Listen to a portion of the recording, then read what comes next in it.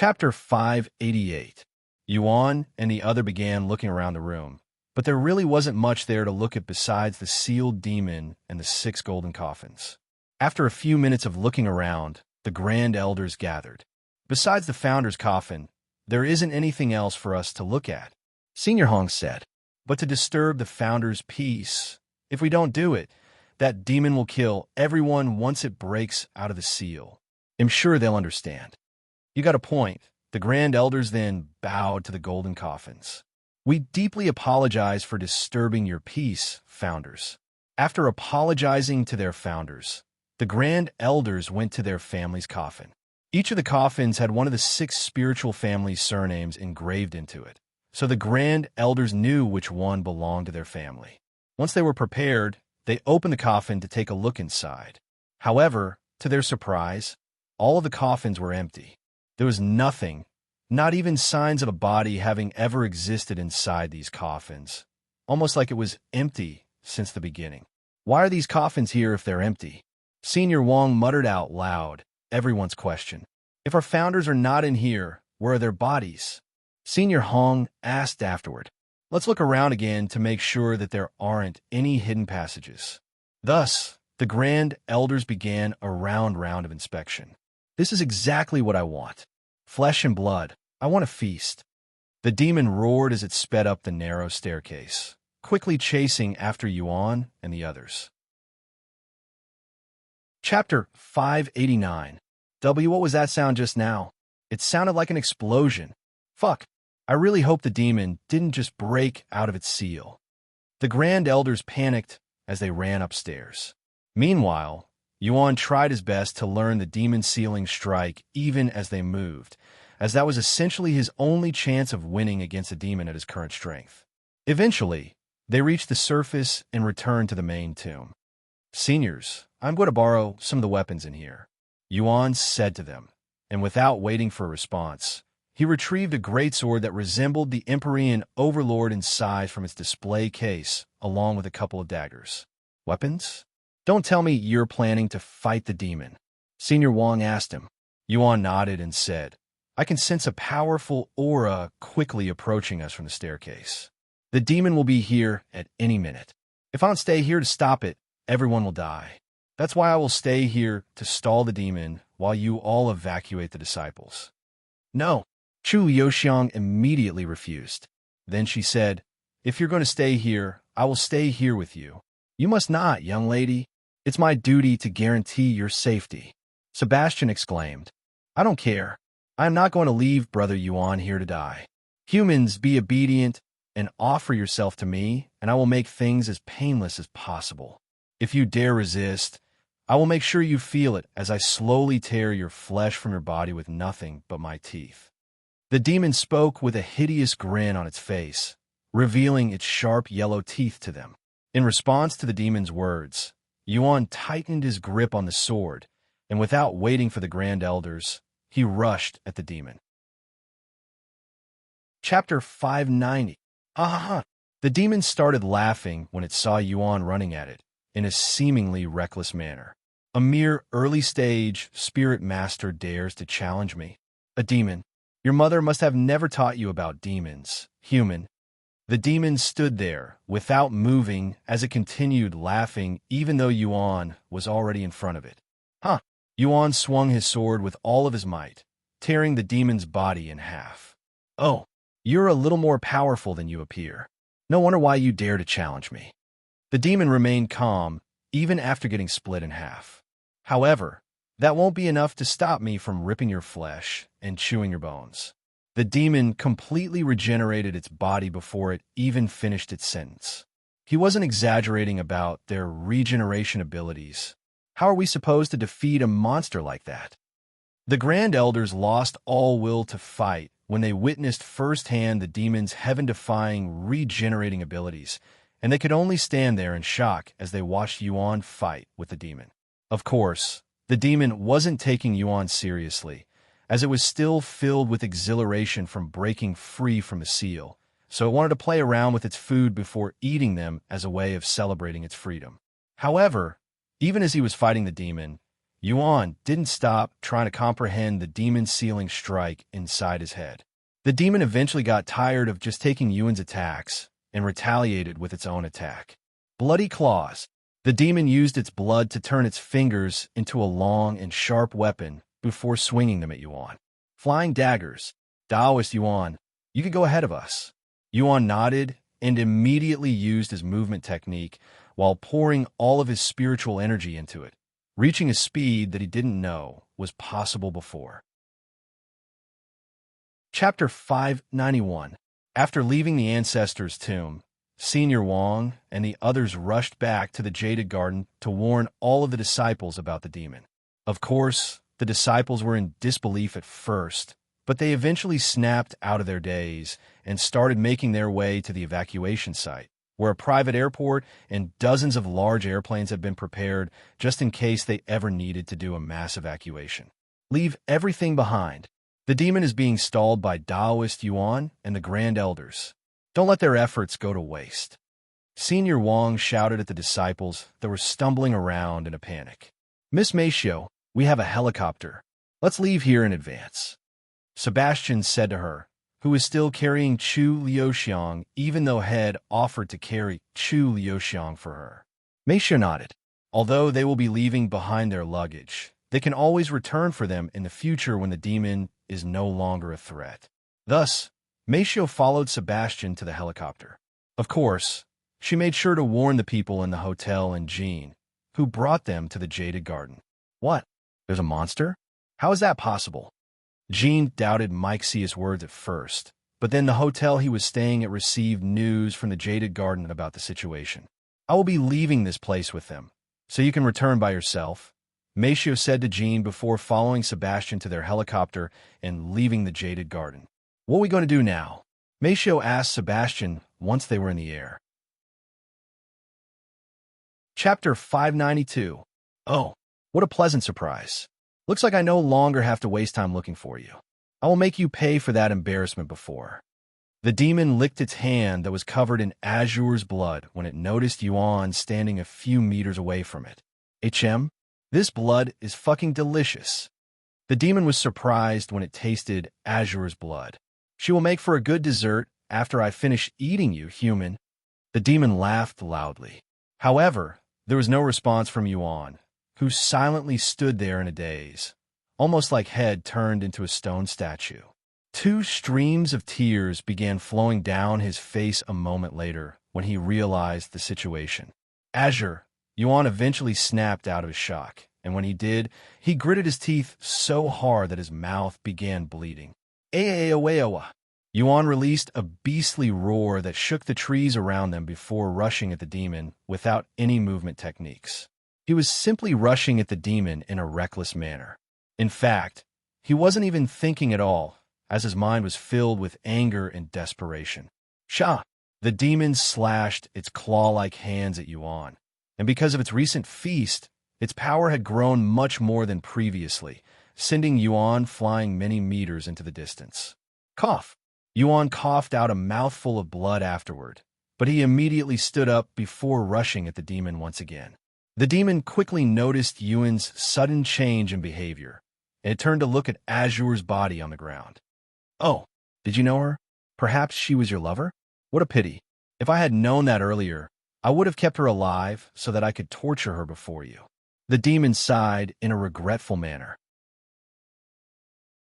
Chapter 593. Snack on Demon Cores. I am possible. You can't be. The demon quickly realized Yuan's identity, but it didn't dare to actually believe it. After all, there is only one person in this universe who can consume demon cores, and that individual is the founder of the Demon Sealing Clan, Divine Paragon. The Divine Paragon is the bane of all demons. No matter how powerful a demon is, they will remain as mere ants before the Divine Paragon, who can kill demons as simple as breathing. Why you cannot be the Divine Paragon? What are you doing here? Why do you look like that? Why are you showing your true identity now? The demon questioned him, whether I am real or not. Why don't we put that to the test? Yuan spoke in a calm voice as he slowly approached the demon. Furthermore, Yuan had activated the golden aura once again, but it was much clearer than previously, and he had complete control over it. The demon took a step back every time Yuan took a step forward, but it didn't dare to turn around and run, as it was afraid that if it turned its back to Yuan, it would die without realizing what had happened. However, after walking a dozen steps, the demon suddenly felt something against its back, preventing it from walking back any further. The demon subconsciously turned around to see what was blocking it, as it was certain that there wasn't anything in that direction, and sure enough, when it looked, there was plenty of empty space behind it. However, for some reason, it was unable to move any further, almost like there was an invisible wall there. "Where do you think you're going?" Yuan suddenly spoke to it. The demon immediately turned to look at Yuan, who had a malicious grin on his face. And he continued, "I will crush you 10 times for every human you killed. If you don't tell me, I will torture you until I feel like stopping." The demon stared at Yuan with a terrified gaze. "You monster!" it muttered in a powerless voice. Chapter 594. Hurry up and tell me how many humans you killed today. I'm not a very patient person. Yuan spoke before crushing the demon into meat paste again. Once it regenerated, the demon muttered in a trembling voice, "I don't remember." You don't remember? Maybe this will jog your memories." Splat! The demon slammed into the ground, instantly turning into a pool of blood. "Do you remember now?" Yuan asked it again after it regenerated. However, before it could even speak, Yuan interrupted it by flattening it again. "Eha! Splat! Ea-ea-wah! Splat!" After flattening the demon a dozen times, Yuan finally stopped flattening it to let it speak. "Do you remember now?" I remember. Please. I remember everything." The demon quickly responded this time, as it feared that Yuan would flatten it again before it could even speak. "Speak." "I killed." When the demon heard Yuan's words and realized that it wasn't dreaming, it literally lost its mind from shock and terror, and it also finally understood why even the strongest demons would run away in fear when they hear the name Divine Paragon. Chapter 595. Once a demon opposes me, whether they die or live, is no longer within their control. Yuan stood before the demon with an overbearing atmosphere around him, looking like an overlord. The demon, which had lost its sanity, suddenly released a long and beastly roar. Its glowing red eyes turned dark red, and vigorous veins began popping all over its body. The demon also grew in size, becoming about 30% larger. Yuan smiled when he saw this, and he muttered in a low voice, "Looks like it's about time I stop playing with my food." Dai-yi! The demon swung its claw-like hands at Yuan with all of its power. Seeing this, Yuan casually blocked the attack with his bare arms, completely stopping the demon in its tracks despite being an entire realm weaker than it. After blocking the attack, Yuan suddenly extended his free arm, aiming it at the red crystal in the demon's chest. Sha! Yuan's hand pierced the demon's body like how it pierced Azure, before pulling out the red crystal from its chest. Normally, even if the red crystal is removed from a demon's chest, it would simply turn into blood and return to the demon. But in this case, the red crystal didn't turn into blood and remained as a crystal inside Yuan's grasp. "Disappear from my sight, you lowly demon." Yuan then tightened his fist, crushing the red crystal into countless tiny fragments. The demon suddenly stopped all movements. Chapter 596. After arriving in Yang City, Meisho and Sebastian rented out a hotel to stay in for the time being, as Chu Liuxiang was still unconscious. "Brother Yuan."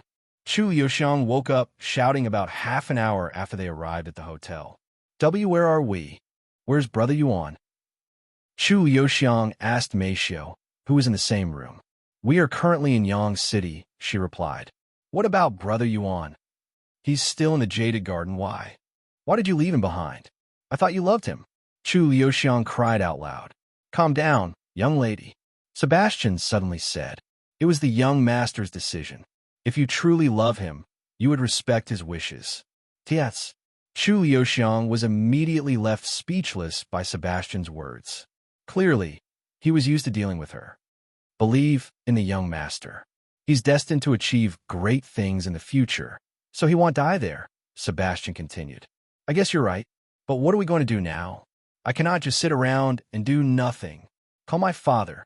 We're going to request his help to deal with the demon. Chu Liuxiang then said, I have already notified the masters of the situation. They're currently pondering on how they should approach this problem as we speak. We can only wait for their response now. This situation is much direr than you probably think, young lady. If the demon is allowed to run rampant, it could very well be the end of humanity. Chapter 597. Brother Yuan. Where's Brother Yuan? Chu Liuxiang rushed to the hospital after returning to the Jaded Garden with Meishio and Sebastian. Daoist Yuan is currently resting in the patient room. Senior Wang said to them, What about his condition? Meishio then asked. Don't worry, he's no longer in a critical condition. Thank you. Meishio released a deep and relieved sigh. We don't deserve your gratitude, as we didn't really do anything. There was a massive hole in the center of Daoist Yuan's chest, but it closed up on its own before we could treat it. However, he's still in a coma, and we don't know when he'll wake up. Senior Wang then led them to the room that Yuan was resting in. Inside the room, the other grand elders as well as some of the elite disciples, such as Wang Ming and Li Jinsi, were there. Brother Yuan. Chu Liuxiang ran to the bed where Yuan was resting. Are you okay, Yuan? Can you speak? Meishio asked him. Chapter 598. I am fine. Where am I? And how long have I been asleep? Yuan asked in a low voice. We are currently inside the Six Spiritual Families private hospital, and you have been asleep for about 2 weeks now, Meishio said. That long? Yuan slowly sat up on the bed. I'm sorry if I made you too worried, but I am fine, he said to them a moment later. Wait right here. I will get the doctors to check your condition. Meishio then went to call for a doctor. After checking Yuan's body, the doctor said his body is a little weak right now, but besides that, everything is normal. Thank you, doctor. I need to speak with the grand elders, Yuan said to Meishio. The calamity? It's not over yet. What? Mike Sius' eyes widened with shock. What do you mean the calamity isn't over yet? Didn't you defeat the demon already? Chu Liuxiang quickly asked. Yes, the demon is gone. However, that isn't the only demon in this world. There are other sealed demons in this world, and they will eventually break from their seal. Unbelievable. So I'll have to deal with this again. Meishio muttered in a voice of disbelief. Sometime later, the grand elders gathered at the hospital inside Yuan's room. Chapter 599. Brother Yuan, you can be pretty cruel at times, you know? Chu Liuxiang suddenly said to him after they lifted into the air in their private plane. Why would you say that? Yuan asked in a dumbfounded voice. You already forgot about hitting me with a sword and knocking me unconscious? Chu Liuxiang puffed her cheeks in an angry yet cute manner. Oh, that? I'm sorry, but if I didn't do that, you could have gotten hurt for real. Yuan apologized. I understand why you did it, and I am thankful that you did, but I cannot help but be upset about it. Therefore, as punishment, you'll have to hug me while we sleep tonight. Chu Liuxiang then said. Yuan didn't say anything and merely nodded with a slight smile on his face. And for the rest of the flight, Yuan would remain relatively silent, seemingly in deep thoughts the whole time. Neither Meishio nor Chu Liuxiang tried to speak with him when they saw his mood, as they can tell that he was still in pain from what happened at the Jaded Garden. And sometimes it was the better choice to let them ponder in peace than to try and comfort them. After the whole incident in the Jaded Garden, Yuan's view of this world has flipped upside down, and coupled with the new revelation that exists somewhere in this universe, Yuan wasn't sure how he should do next. This must be your room, Brother Yuan. It smells like you. Chu Liuxiang said with a smile on her face after taking a deep breath. She then laid on the bed and continued. This will also be my room starting today. Chapter 600. Oh, right. Yuan, you should call Yuro. Although ID already explained the situation to her, you should still speak with her. Meishio said to him after unpacking their luggage. Okay. Meishio then handed her phone to him. Hello, Yuro. It's me, Yuan. Brother, are you okay? Yes, I am fine. I'm sorry that I couldn't be there for you. I would actually prefer it if you weren't here. I don't want you to be in such a dangerous situation. Yuan said. After talking for a few minutes, Yuro asked, what are you going to do now that you're back home? I'm going to create my own faction and focus on. You're going to create your own faction? When? As soon as we can, I guess. Why did you wait so long to make your faction, brother? If you told me earlier, I would have joined you. I am too invested in my faction to leave now. Sorry. Yuan had nothing else to say. Well, make sure you visit me soon. The Cultivators Association? I didn't think we would go back there so soon. Yuan sighed. Chapter 601. Yuan, I have been wondering this ever since I learned that you were blind. But how do you see where you're going? You can move and even fight better than most people who can see. I almost didn't believe it when I first heard it. Wang Ming said to him as they walked down the street as one big group. Although I am blind, I am not actually blind. I can see using divine sense. Yuan said, and he began explaining to them about divine sense. The Grand Elders are spirit masters as well, but they cannot use divine sense. Wang Bingbing shook her head. By the way, what's the faction going to be called? Shirlang then asked. Demon Sealing Faction, Yuan calmly responded. Demon Sealing? They all looked at him with wide eyes. Does this mean? Yes, our purpose is to deal with the demons that will eventually break out of their seal. Of course, I don't actually expect any of you to fight the demons. I can handle them alone, but if you wish to learn how to seal demons, I can teach you. Really? You'll teach us how to defeat demons? Wang Ming exclaimed in an excited voice. After what happened at the Jade Garden, he wished that he had the ability to fight demons. If that's what you want. Yuan nodded. Sometime later, they arrived at the Cultivators Association that was as busy as ever with cultivators, mostly at the Spirit Apprentice level walking around. Yuan took a deep breath, clearing the bad memories he had in this place, before walking inside with the others. Once all of their names were in the system, Chairman Li created their faction. Normally, a newly registered faction would need to be vetted first before they are approved, but with Chairman Li's position within the Cultivators Association, they easily skipped all of those steps and instantly got approved as an official faction. Congratulations! Your faction, Demon Sealing Faction, has been created.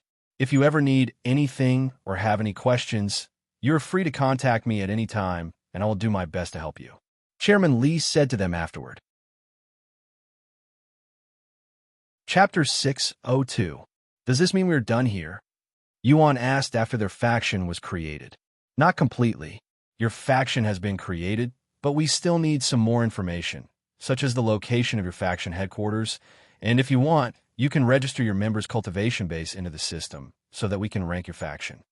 Chairman Li said, and he continued, of course, the higher rank your faction, the more benefit you can receive. The location of our faction? Yuan mumbled. What if we don't have a location yet? He then asked.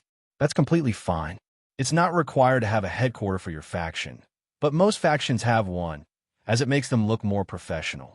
Also, it would make things more convenient for the members if they can all live in the same area. Yuan turned around and asked the others, well, what do you guys think?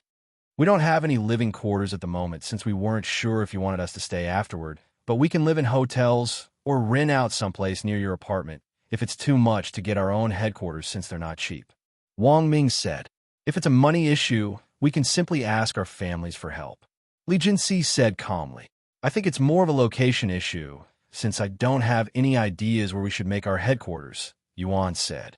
If you need help looking for a headquarter, our Cultivators Association can help you. We have specialists for this kind of stuff. We will help you scout out areas based on your preferences, and we can give out loans with 0 interest if you need help with money.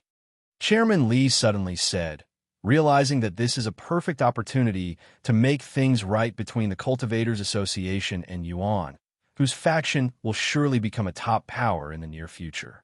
Yuan and the others left the Cultivators Association shortly afterward. Chapter 603. Where will you guys be staying until we have our headquarters? Yuan asked Wang Ming and the others. We'll probably rent a hotel somewhere close to your apartment. ITL will only be for around a week, anyway. Wang Ming said. What about you? What are you going to be doing in the meantime? Li Jinxi asked him, as she was hoping to train with him while they waited. I'm going to return to. It's been a very long time since I last stepped foot in that world, after all, he said. Question mark. The elite disciples raised their eyebrows simultaneously. Although they have played before, none of them took it seriously. Maybe he wants to get his mind of that incident by indulging himself in all of the elite disciples had a similar thought, so they didn't question him. Sometime later, Yuan and the elite disciples went their separate ways. I didn't think he'd really allow us to stay. Shi Morong said once they left. Why not? He's a very nice guy if you get to know him. Wang Ming said, Really? I feel nervous when he's around. His presence is extraordinary. That doesn't mean he's a bad person. In fact, he can be quite humble at times. Chapter 604. Sect Master. Regarding this year's disciple recruitment, a group of high-ranking sect elders stood before Songlinger as they talked about their future plans for the Heavenly Melody Academy. However, midway through their meeting, Songlinger noticed that one of her communication jade slips was trembling, and it was the one that she had been anticipating for the longest. Seeing this, Songlinger immediately listened to the message from it. I am currently outside the Heavenly Melody Academy. Yuan's voice resounded. He's finally here. Songlinger stood up and shouted in an excited voice. This startled the sect elders, and they all proceeded to stare at her with puzzled looks. The meeting will end early today. We'll continue this at another date. Songlinger said to them before leaving the scene in a hurry, without explaining to them the situation. The sect elders could only speculate that something serious must have happened to cause her to leave with such urgency. Little did they know that she was only going to greet a young man at the entrance of their sect. Once Songlinger left the meeting, she quickly sent Yuan a message stating that she will be there shortly. Meanwhile, outside the Heavenly Melody Academy, the disciples guarding the gates said to Yuan, who had been standing outside their sect for a while now, Excuse me, but you cannot linger outside the sect, so you'll have to leave. I am waiting for your sect master, who should be arriving here now. Yuan said to them in a calm voice. Since you're here, does it mean you'll be challenging the stairway to heaven soon? Songlinger asked him as they walked around the sect.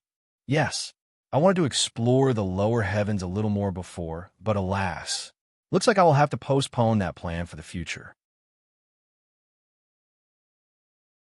Chapter 605. Leaving it for the future? You know it's going to be very difficult for you to return once you ascend, right? Especially the higher you go, the more resources ITLL require for you to come back to the lower heavens, Songlinger said to him. I know, but it's not impossible. Songlinger stared at him in silence for a moment before speaking. Did something happen? There's something different about you. Huh? How can you tell? A woman's intuition, I guess, she casually shrugged. Yuan then sighed. Something did happen, but it's all in the past now, and dwelling on it won't do me any good. While it's definitely not worth dwelling on some things, some definitely are worth it, as it could be what pushes you further past your limit. If you want to talk to me about it, I am all ears. Yuan pondered for a moment before asking, Senior Song, do you know anyone close to you that have passed away? Sorry if it's a sensitive question. Songlinger looked at him with raised eyebrows. Death? This is the cultivation world, where death is probably one of, if not the most common thing, regardless of which realm you're in. I don't think there is anyone around my age that hasn't experienced the death of a friend or a loved one. In fact, I have lost many friends to magical beasts and even more to other cultivators. I thought it was something more serious, but I guess this is your first time experiencing something like this, which is pretty normal. Chapter 606. If he's the god of music, he should have a very high cultivation base, right? I heard that cultivators who can live forever exist in the upper heavens. Yuan said, You mean true immortals? These people can be counted with one hand. And while he was recognized as the god of music, that doesn't automatically make him a powerful cultivator. Perhaps if he was called the god of cultivation, it would make more sense. Songlinger said, "The god of music, huh? I wonder what kind of person he was." Yuan mumbled to himself. Unfortunately, not much is known about the god of music besides his name, Tian Kai. Yuan raised his eyebrows after hearing the surname Tian, as it sounded familiar for some reason. Their surnames are also Tian. Yuan thought to himself. After a moment of silence, Yuan asked Songlinger, "Do you mind if I play a song here? Right now?" Songlinger raised her eyebrows. "Yes, I want to pay my respects to both of them the same way the Zither goddess paid respect to the god of music. Go ahead." Yuan then retrieved the soul ensnaring Zither before taking a seat right before the two statues. After taking a deep breath, he began playing Zither goddess ethereal arts. Ding, for most cultivators, yes, that is the case, but I am content with my current standing. I am a sect master of the Heavenly Melody Academy. If I leave the lower heavens, I will have to start climbing from the bottom again. Furthermore, I don't have anybody who can replace my position as sect master. If I leave now, the Heavenly Melody Academy will suffer. Songlinger explained. Chapter 607. Maybe in the future, when I have someone who is capable of replacing me as sect master, I will challenge the stairway to heaven again. Anyways, for the stairway to heaven, when I challenged it, I had to do 4 trials. For the first trial, I had to fight a stampede of magical beasts that was 2 levels above my cultivation. For the second trial, I had to traverse 1,000 miles while being burdened by a powerful pressure and magical beasts. For the third trial, I had to confront my heart demon. And for the final trial, I had to fight another magical beast, but this time it was 5 whole levels above my cultivation. Although the trials are random for everyone, many people have received the same trial before, so there's a good chance that you'll experience some of the same trials I went through. I see. This information will definitely be helpful to me. Thank you, Senior Song. If there's anything I can do in return, don't hesitate to ask. Yuan said to her, "I do have one request for you. Can you do a performance before the disciples for me? I want to broaden their views. Most of them think I am the #1 Zither expert under heaven, but that is far from the truth, as there are plenty more skillful Zither experts in the upper heavens." "Okay, I don't mind if it's just a performance. When do you want me to do it? I will need some time to prepare for it. Can you give me 4? No, 3 days? You can even stay here as an esteemed guest if you'd like." "A performance? By whom?" "An expert that's even better than me," she casually responded, leaving them speechless. Chapter 608. Even better than you, Sect Master? Who is this person? One of the sect elders asked. "You'll find out in 3 days," she casually responded. Meanwhile, back at the music pagoda, Yuan decided to see if the music sheets on the second floor were any different. There are more notes. I guess the higher the floor, the more difficult the songs. Now that he had this knowledge, he wanted to see what was the most difficult song in this place, so he began making his way towards the 11th floor. Once he reached the 11th floor, he walked straight to the Zither section and began looking through the music sheets one by one. "Oh, I recognize this song." Yuan was surprised by the first music sheet that Head randomly picked, and it was the same song that Head played during the Zither competition after learning it from Songlinger's disciples. Even though he already knew the song, he still wanted to look at the music sheet properly to get a better understanding of it. While Yuan looked at this music sheet, a disciple approached him from behind. "Hey, you are blocking the shelf." This disciple said to him. "Oh, I am sorry." Yuan turned around to see a beautiful young lady standing behind him, and she looked very familiar for some reason. Isn't she from the Zither competition? It took a moment for Yuan to recognize this girl, who was the one that played the incredible Song God Descends from Heaven during the Zither competition. However, this girl didn't recognize Yuan, who wasn't wearing a mask at this moment, but did during the Zither competition. As Yuan made way for her, she noticed the music note in his grasp. "This is all my fault, elders. If you're going to hold anyone responsible, it should be me." AI once suddenly stepped forward and said, "Prime Disciple AI?" The sect elders looked at her with wide eyes, as AI-1 is usually a quiet girl who never causes any trouble. Chapter 609. WL. Since Prime Disciple AI says so, well, forget about this incident. However, make sure it doesn't happen again, or the sect master will be very upset with you. The sect elder said to her. Because AI-1 was Songlinger's disciple, the other sect elders didn't dare to punish her, as they believed that they would be overstepping their boundaries as a sect elder to discipline the sect master's disciple. Thank you, sect elders. This will not happen again. AI-1 bowed to them. She then glanced at Yuan for a moment before leaving the music pagoda. Yuan also decided to leave since it would be impossible to look at the music sheets in peace after that little commotion. Once he left the music pagoda, Yuan noticed AI-1 standing outside, almost like she was waiting for him. "I'm sorry for acting up just now," she suddenly said to him. "I get agitated when people lie and make bold claims before me. You should know that God descends from heaven isn't something ordinary people can play. And when someone claims they can play such a song to the end, it's only natural to doubt their claims. If I had known that you were the same person from that competition, I'm sorry." AI-1 apologized to him again. Yuan could tell that she was sincere in her apology, so he didn't hold any hard feelings for her. "Don't worry about it. It was just a misunderstanding," he said to her. "Thank you." After a moment of silence, she asked him, "By the way, what are you doing at our sect? Do you intend on becoming a disciple?" Chapter 610. I'm sorry about that. That was Disciple Yu, a new disciple that had been recruited by Master shortly after the Zither competition. So she's a little arrogant. And for some reason, she's obsessed with surpassing me. AI-1 said to Yuan afterward. You can also ignore what she said. What's this Lily Pavilion? Yuan asked. It's a place where disciples go to battle each other with their instruments. The loser must jump into the cold water that surrounds the place. It's a very popular area for disciples who want to settle disputes. That does sound like a pretty fun place. Yuan smiled. At least they don't have to injure each other, which is the biggest reason why people go there instead of the traditional challenge, where disciples fight each other with weapons. Anyways, let's continue to the Zither Goddess Immortal Cave.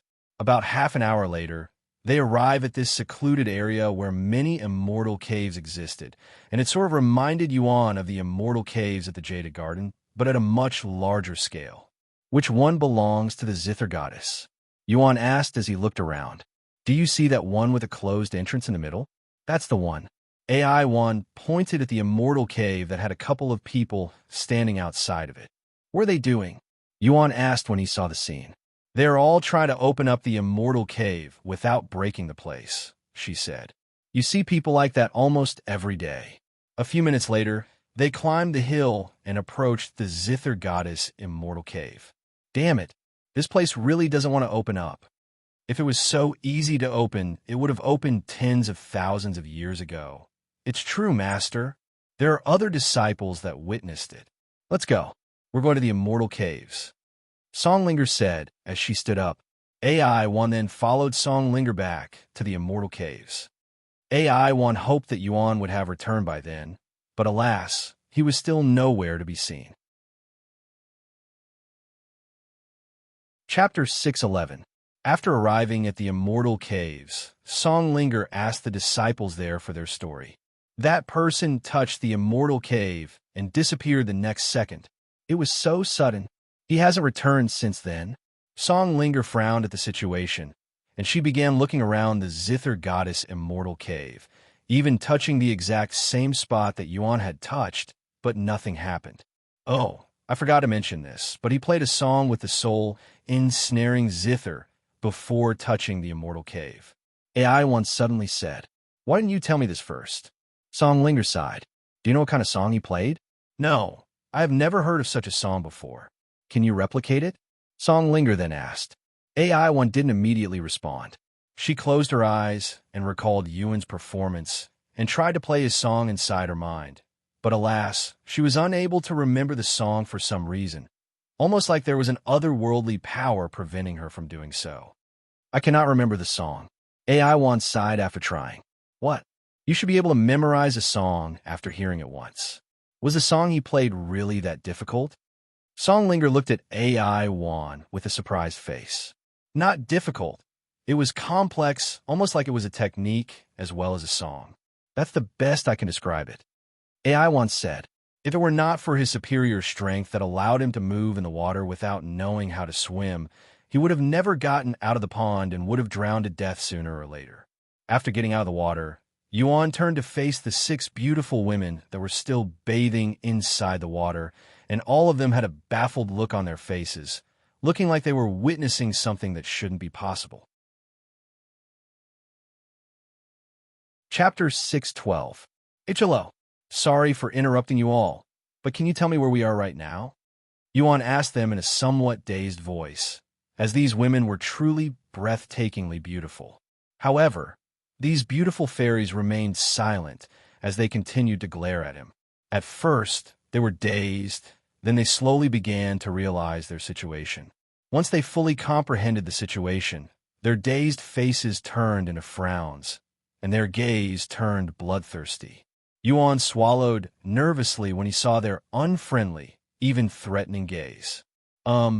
Unfortunately, before he could speak, one of them shouted, "It's a man! A man has defiled our paradise. Get him!"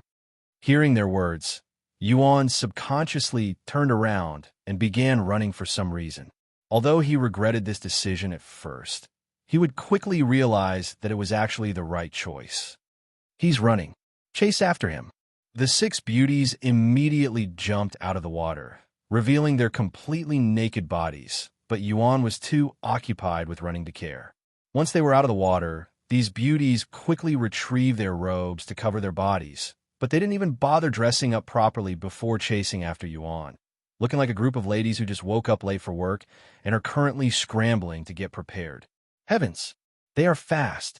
Yuan cried inwardly when he saw them quickly closing in on him, even though he started running many seconds ahead of them.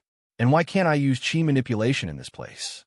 However, that didn't last long, as the cold woman increased the pressure a second later, instantly knocking Yuan unconscious.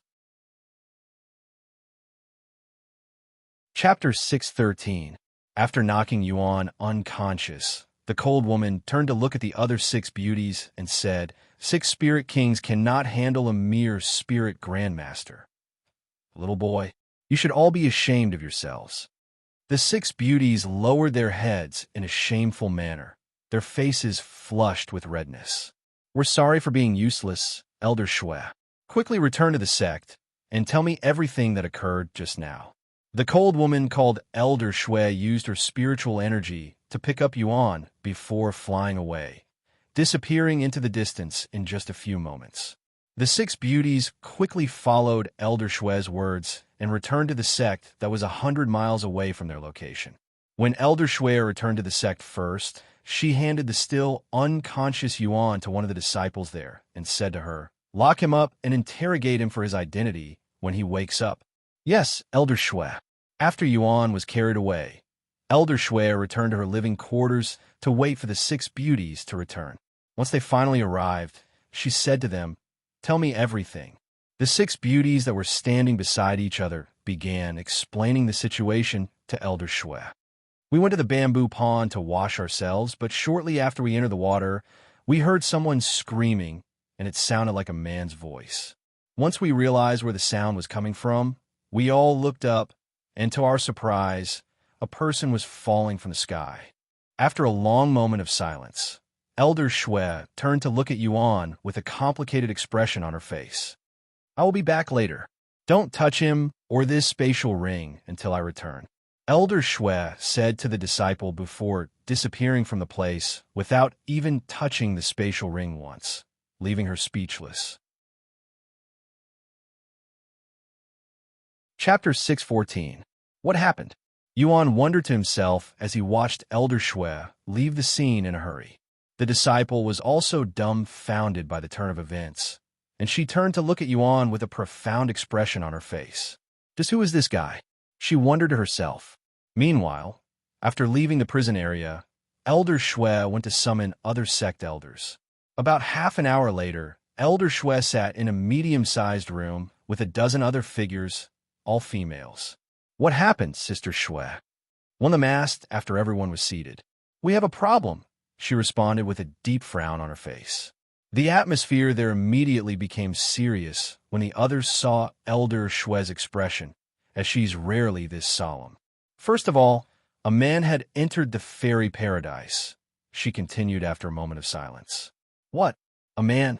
How dare this savage beast invade our sacred territory? Doesn't he know that men are not allowed in the fairy paradise, and breaking this rule is punishable with the death sentence? There are always people who want to try their luck. This is the third man to invade our territory in the last 10 years. It's only a man, right? Why are you so serious about it, Sister Shui? Just kill him and toss his body back where it belongs like we always do. Another one said. Elder Shui shook her head and said, That's the problem. This person isn't just an ordinary man. He has a dragon spatial ring with him. Wait, what? A dragon spatial ring?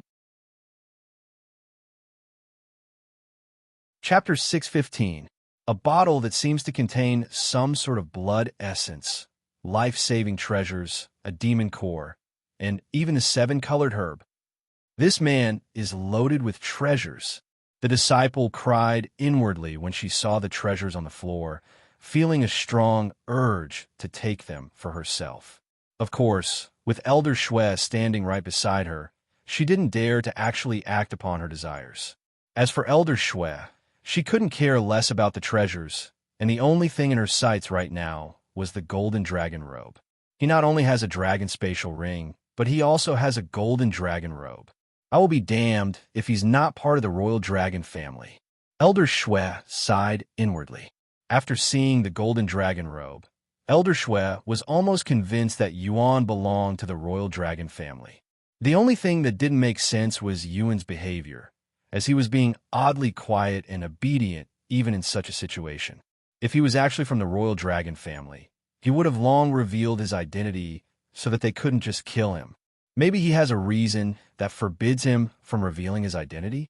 Elder Shui wondered to herself. You can put your stuff back inside the storage ring.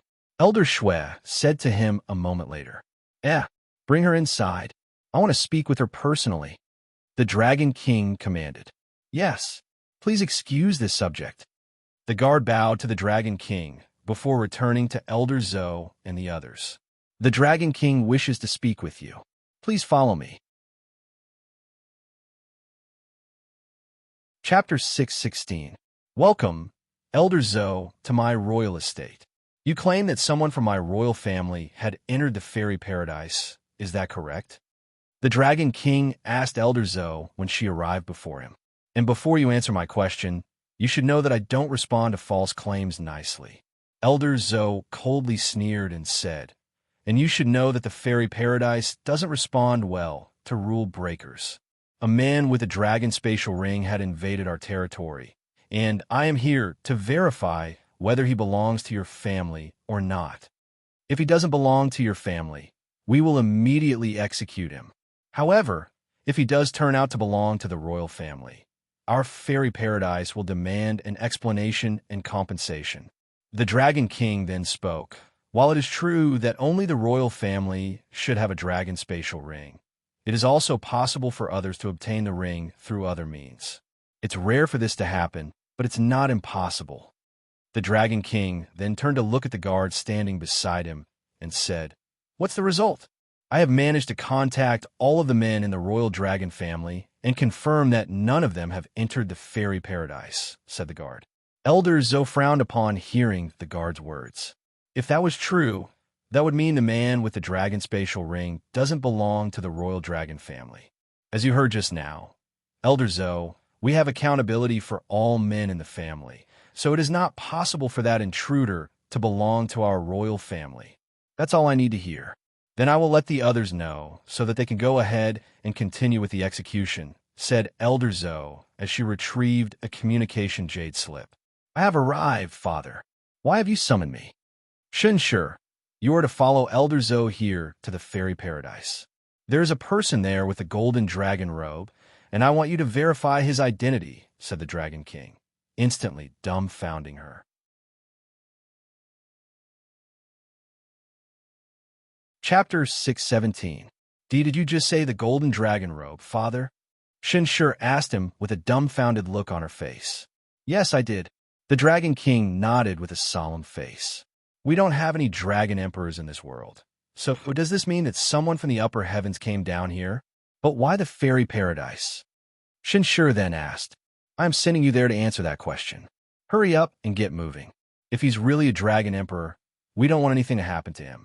If he's real, you should know what to do. I understand. Shinshur then followed Elder Zhou back to the fairy paradise using some sort of special talisman that teleported them there within seconds. Meanwhile, back at the fairy paradise, Yuan was sitting in the corner of the prison cell while silently pondering to himself if there was anything else he could do to get out of this situation. I just wanted to look at the Zither Goddess Immortal Cave. He sighed inwardly. Eventually, Elder Shui returned to the prison and said to him, Take out your golden dragon robe. I need to verify something. Yuan had no choice but to hand over his golden dragon robe to her. At least she didn't ask for the blood essence. He thought to himself as he handed her the golden dragon robe. And she continued, First and foremost, are you really a dragon emperor, or from the royal dragon family for that matter? Although you have the dragon spatial ring and even the golden dragon robe, I'm still not entirely convinced that you're one. Yuan didn't immediately respond to her question and took his time pondering how he should respond. Chapter 618. Should I tell her the truth? But if they learn that I am not from the royal family? No, I should pretend to be a dragon emperor for my own safety. After pondering for a moment, Yuan has decided to act as though he was from the royal dragon family, as he would be killed if he wasn't. That's right, I am indeed from the royal dragon family, he said to Shinshur in a calm voice. Of course, Shinshur wasn't completely convinced by his words, as there are several questionable points about his claims. First, why has he kept his identity a secret until now? If he had revealed his identity earlier, he wouldn't have been treated so roughly. Secondly, he didn't have concrete proof that he was from a royal family, and they won't be able to verify his identity until they bring him back to their family, where the tools to verify his identity is available.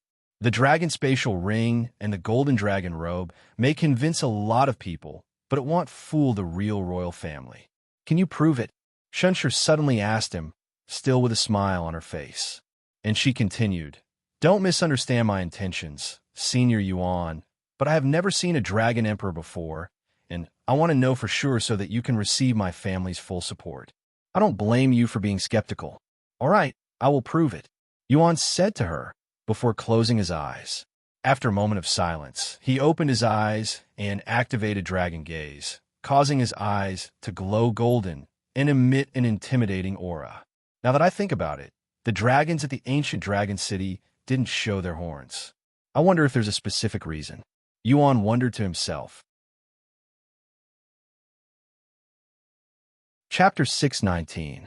After talking to each other for a few minutes, Shinshur stood up and said, Please excuse me for a bit, Senior Yuan. I still need to notify my father of the circumstances so that he can prepare accordingly. He's probably shaking in anxiety right now from waiting. Go ahead. Take your time. Yuan nodded. Shinshur then left the scene and went outside to contact her father using a communication jade slip. Shinshur, what is the news? Is this person really a dragon emperor? Her father immediately began questioning her in an anxious manner. Calm down, father. You'll need all of your breath for this, Shinshur said to him, and she continued, It's true, this person is the real deal, a real dragon emperor. The Dragon King stared at the communication jade slip with a look of disbelief on his face. A real dragon emperor? If this is true, they must protect him at all cost. Tell me everything, the Dragon King said. Yes. Shinshur proceeded to explain everything she heard from Yuan to her father. He accidentally arrived in the fairy paradise and actually belongs to the upper heaven.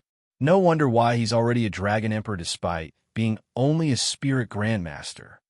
I apologize for disappearing so suddenly yesterday without telling you, Yuan said to her. However, to his surprise, Shinshur didn't appear to care about it. In fact, she was oddly dismissive about it, not even bothering to ask any questions. If it's real and these people are not actual NPCs, why don't they question us, players, when we suddenly disappear? Is something preventing her from caring? Yuan wondered to himself as he silently stared at Shunshi. Chapter 620. Let's test this out. Yuan thought to himself. The next second, he logged off the game right in front of Shunshi. Where did he go? Shunshi was baffled by Yuan's sudden disappearance. However, when she tried to think any further about the situation, she suddenly stopped caring for some reason. A moment later, Yuan reappeared before her. Senior? Shunshi looked at him weirdly. What do you think of that? Yuan suddenly asked her. Think of what, Senior? Shunshi tilted her head in a puzzled manner. The way I disappeared and reappeared like a ghost. What do you think about it? You disappeared? When? Shunshi asked, dumbfounding Yuan. Just now? Look, I will even do it again. Yuan proceeded to log off and back in for a second time in front of her. However, Shunshi remained nonchalant about it. You really don't see anything wrong with me disappearing and reappearing so randomly? Yuan asked her. But Senior, you have been standing there this entire time. Are you playing a joke on me? I'm sorry, but I don't understand it. Shunshi shook her head. Sorry, forget about it. Yuan gave up on asking Shunshi. Elder Shui opened the door and entered the room with Yuan and Shunshi.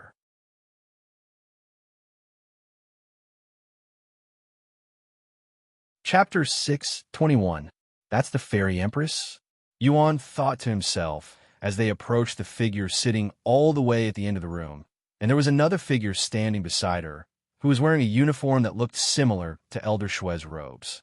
As for the woman sitting on the throne, she was an extremely beautiful woman with long golden hair and emerald-colored eyes. This junior greets the Fairy Empress. Elder Shui bowed to her. She then turned to bow to the woman standing beside the Fairy Empress. This disciple greets the sect master. Seeing Elder Shui greet them, Yuan also prepared to greet them.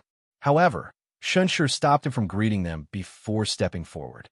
Fairy Empress, the royal dragon family demands you release the Dragon Emperor as soon as possible.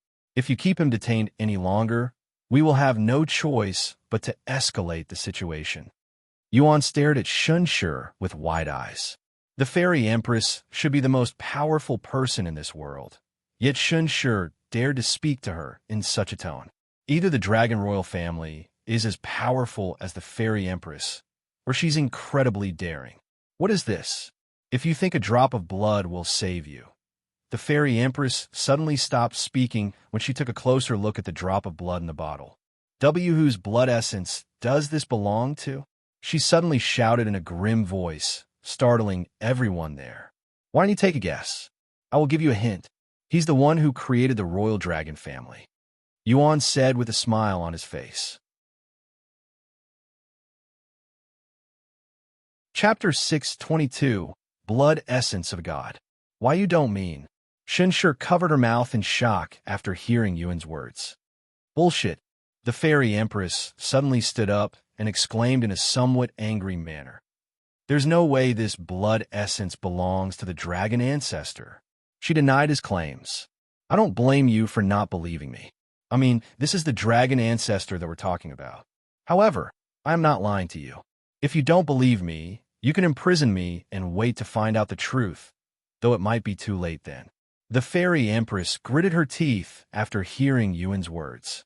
Although she cannot tell whether this blood essence truly belonged to the dragon ancestor or not, she could tell that the blood essence had come from a godlike being due to the unique spiritual energy the blood essence contained.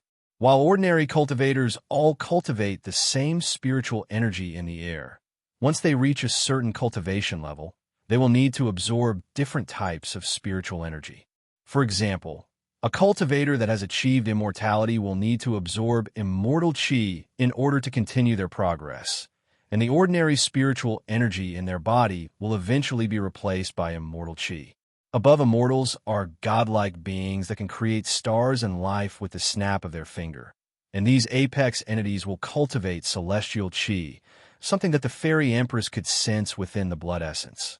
Therefore, even if this blood essence in her grasp doesn't belong to the dragon ancestor, it doesn't take away from the fact that it came from a godlike being, someone who has reached the peak of cultivation.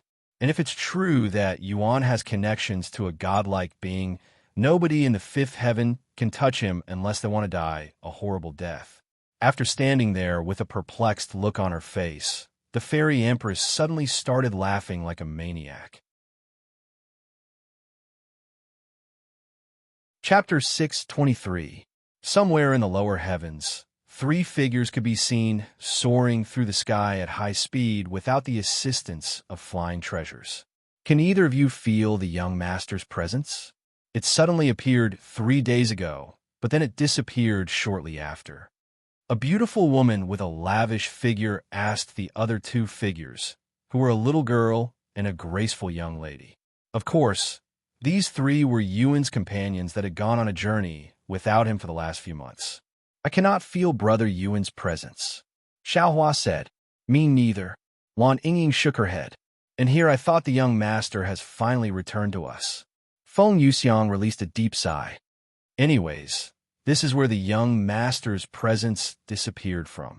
It turned out to be the Heavenly Melody Academy. Feng Yuxiang said as they hovered above the Heavenly Melody Academy. What should we do now? Lan Yingying asked. In response to Lan Yingying's question, Xiaohua began flying towards the Heavenly Melody Academy before descending into the inner court. Xiaohua's sudden appearance shocked the disciples there, as only spirit grandmasters have the capability to fly without the assistance of flying treasures or flying swords. And when Feng Yuxiang and Lan Yingying also descended onto the ground from the sky, the disciples' shock turned into fear. Why did 3 experts suddenly appear in the middle of their sect? However, before any disciple could approach them, Songlinger noticed their presence and appear before them. If they learn the truth, I might as well return to the fairy paradise, since it would be safer there. Yuan cried inwardly as he greeted the Shun family.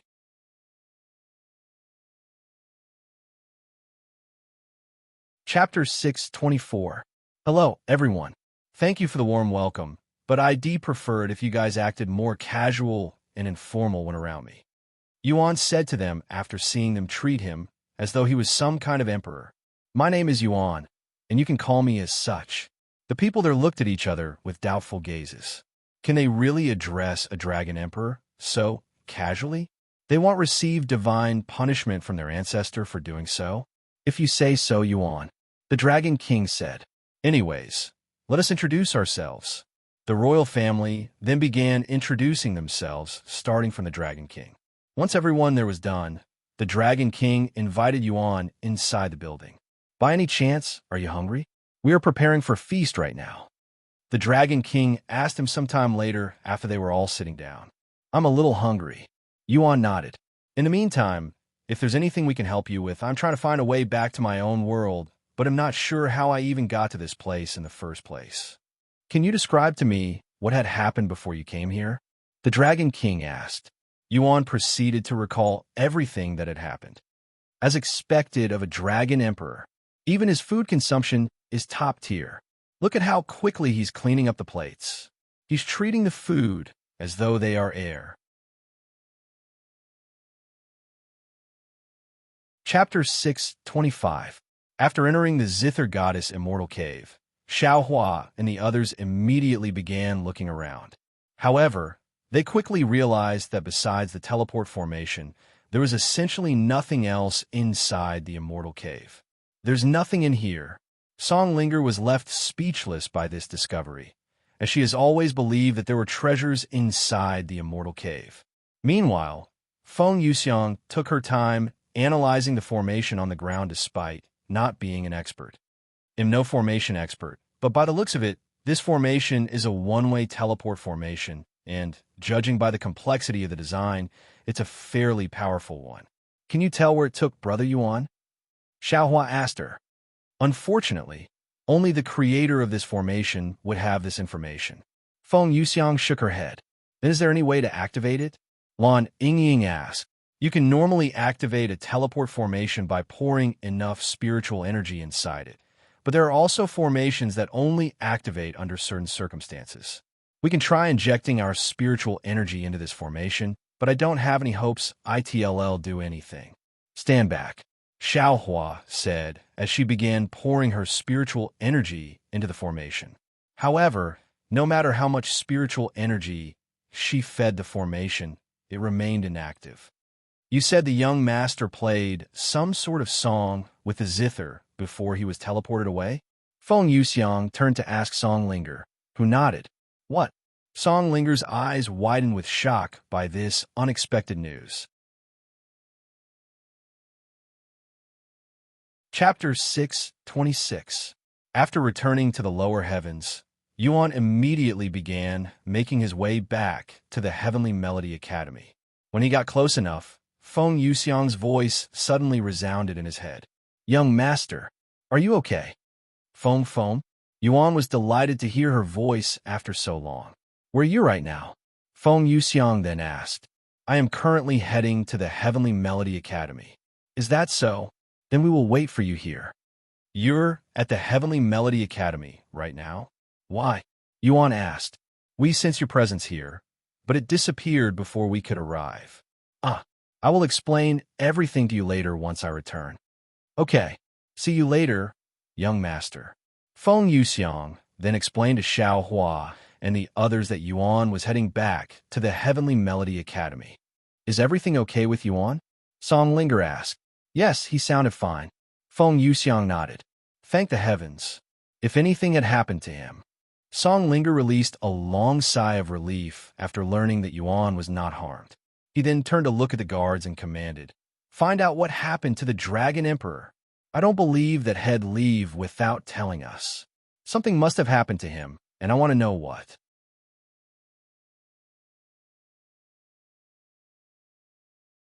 Chapter 6:27. After commanding the guards to look for Yuan, the Dragon King gathered his family to notify them of the situation. What? Senior Yuan disappeared from his room? Shinshur exclaimed in a shocked voice, and she continued, Are you sure he didn't leave his room to go somewhere? I have confirmed this with the guards. He hasn't left his room since he entered it, and the windows were still locked when I went to check on him. The Dragon King shook his head. Furthermore, the guards had sensed a disturbance inside his room before he disappeared, so there's a good chance that something had forced him to disappear. Why would anyone want to kidnap the Dragon Emperor? Someone there asked. Maybe it's the fairy paradise. What if they released him so that they cannot be held accountable if anything happens to him afterward? Another person there speculated. That makes sense. How despicable. It must be the fairy paradise. I found it suspicious how they allowed the Dragon Emperor to leave so easily. The majority of the royal family believed that the fairy paradise was responsible for Yuan's disappearance at this point. Calm down, everyone. The Dragon King eventually spoke. Although we are not always on good terms, I know the Fairy Empress very well. She is not the type to do something like this. At least I hope that's the case. Anyways, I will speak with the Fairy Empress later. Until then, you guys try to look for the Dragon Emperor. Do you still want me to do it? Yuan asked. Of course. I will gather the disciples again. We will be ready for your performance tomorrow. Song Linger eagerly nodded. Great, Yuan said. Chapter 6:28. After letting Yuan know that she will gather the disciples tomorrow for his performance, Song Linger left the place. We have some time until tomorrow, so why don't you tell me a little about your adventure? Yuan then asked the three ladies in the room. It honestly wasn't that exciting, as we'd spent most of our time wandering and killing magical beasts so that Lan Yingying could consume them. Feng Yuxiang said, That's fine. Even if it's boring, I want to hear all of it. Yuan said with a calm smile on his face. Lan Yingying nodded, and she proceeded to recall their adventure with Yuan, which took up the rest of the day. I'm glad that nobody was hurt, Yuan said to them after hearing their story, as they'd encountered a few dangerous-sounding situations. Of course, even though it sounded like they were in danger, the truth was anything but that, as they were all peak experts of this world, and with a spirit king like Xiaohua with them, it was impossible to get hurt even if they want to get hurt. What about you, young master? That is if you don't mind sharing. Feng Yuxiang asked him out of curiosity. Well, I had to fight a demon and was nearly killed, Yuan said with a bittersweet smile on his face. What? Feng Yuxiang exclaimed in a shocked voice. Demon? A real demon? Even Lan Yingying was startled by the news. Yes, a real demon. But how is that possible? I thought they only existed in the mystic realm. Feng Yuxiang mumbled in a low voice. It was a sealed demon that had broken out of its seal after being sealed for many years, he sighed. Plus 28,000 stats. Chapter 629. Yuan emerged from the bathtub after absorbing all of the medicine, which helped him break through to the next level of Spirit Grandmaster. Congratulations on your breakthrough, young master, Feng Yuxiang said to him when she noticed him coming out of the bathroom. It's all thanks to your treasures. Yuan smiled, and he continued, I don't really know how to repay you. You don't have to repay me, young master. I am your servant. Thus, everything that belongs to me also belongs to you. I am not that shameless to accept free things without returning a favor. Furthermore, it's all precious treasures that would definitely cost a fortune if you were to sell them. I cannot accept that much for free. However, the only thing I can really give you right now is my blood. Yuan sighed. Speaking of my blood, I haven't given you any of my blood for some time now. Do you want to drink some right now? Yuan then asked her after realizing this. Feng Yuxiang shook her head with a bittersweet smile. Is there something wrong? You are normally very excited for my blood. Yuan asked her. There's nothing wrong, young master. It's just that I am afraid that you might cure my curse too quickly, forcing me to return to the upper heavens.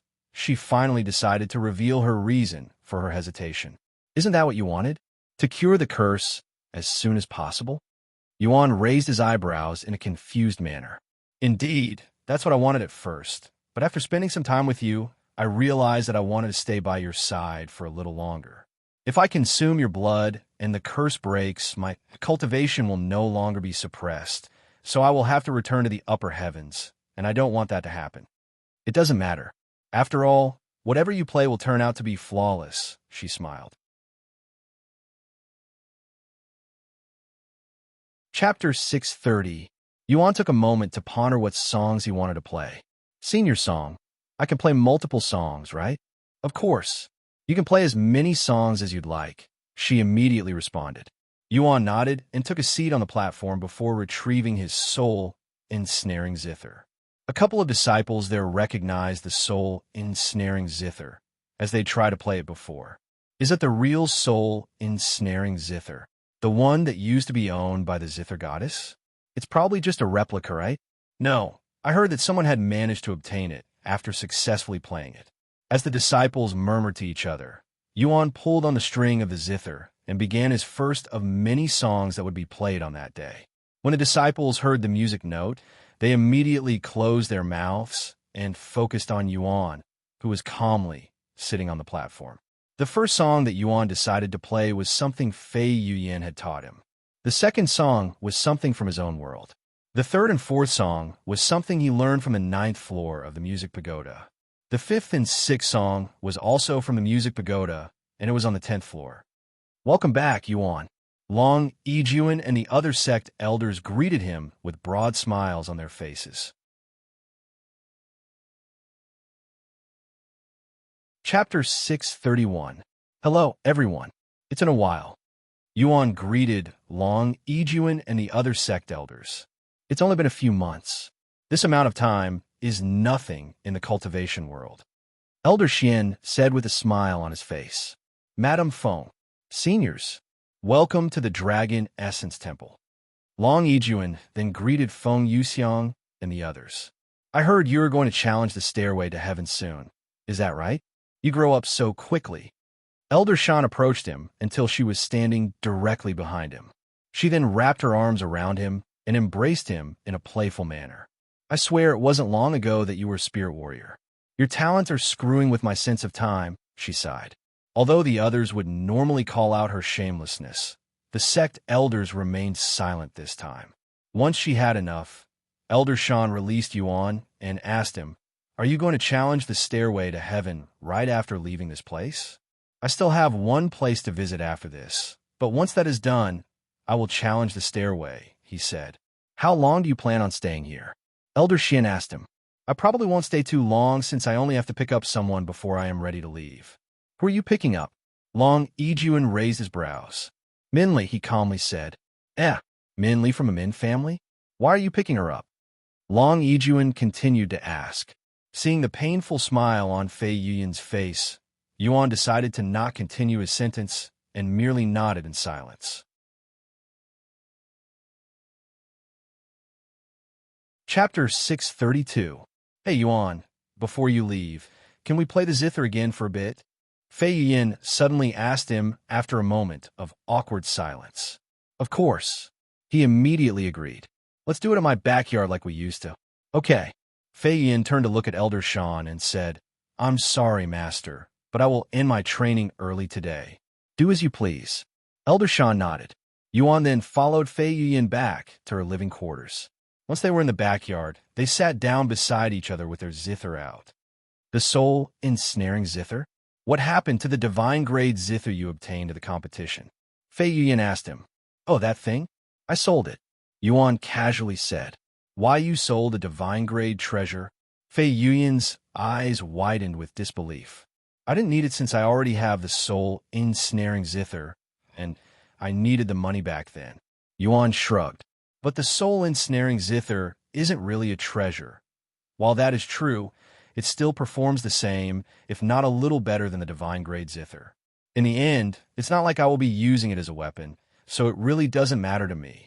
I guess so. However, if one looked at the direction of their gazes, that reason would become obvious. Of course, they were flustered after seeing the beauties with Yuan.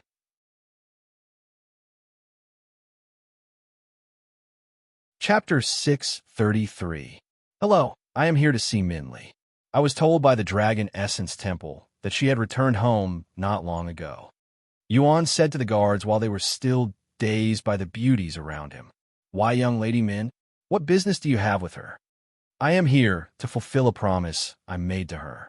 I'm sorry, but the Min family is not accepting any visitors at this moment, as they are currently preparing for the young lattice marriage. The guard then said, taking Yuan by surprise. What? Marriage? Minli is getting married? Yes, the Min family suddenly announced her marriage with Gu Tao from the Gu family, their third eldest son. The Gu family. Yuan recalled when someone from a Gu family tried to recruit him to their family when he was still a disciple of the Dragon Essence Temple, and he mentioned that the Gu family was one of the 7 legacy families. As for Min Li marrying this Gu Tao, it was obviously something that her family decided for her. Yuan could still remember Min Li pleading with him to join her family so that they wouldn't do something like this to her. Looks like I had made her wait too long. Yuan sighed inwardly. However, knowing that Min Li was most likely forced into this marriage by her family, Yuan was more inclined to meet with her. Once the guard left, he immediately ran to the Min family to notify them of the situation. What? Madame Feng from the Golden Phoenix Bazaar is here? Why? The head of the Min family, Min Ida, asked the guard. Chapter 634. Apparently, her young master is here to meet with young Lady Minli. The guard responded to Min Yid's question. Young master? Min Ida suddenly burst out laughing after hearing the guard's words. Are you sure she's the real Madame Feng? First of all, Madame Feng left the Golden Phoenix Bazaar a while ago and hasn't been seen since then. Why would she suddenly show up here for Minli? And her young master? I know Madame Feng very well. There's no way the shed lower herself for another individual. She's a fake. A fake, I tell you. Min Ida continued laughing. Then what about the royal guest medallion? The guard asked. Did anyone verify if it was real or fake? And no, it would have been disrespectful to Madame Feng, as verifying the medallion is akin to doubting her credibility. The guard shook his head. Just kick them out. Although he had a bad feeling about Min Yid's orders, the guard didn't dare to disobey him. As you command, please excuse this subordinate. The guard quickly returned to Yuan and the others to notify them of Min Yid's response. I'm sorry, but you'll have to leave this place now. What? Yuan looked at him with wide eyes. Yeah? Do you disciple Yuan? Is that really you? Min Li's eyes widened with shock the instant she saw his handsome face, and she immediately wondered if she had accidentally dozed off in a dreamland, hence the current situation that shouldn't be possible.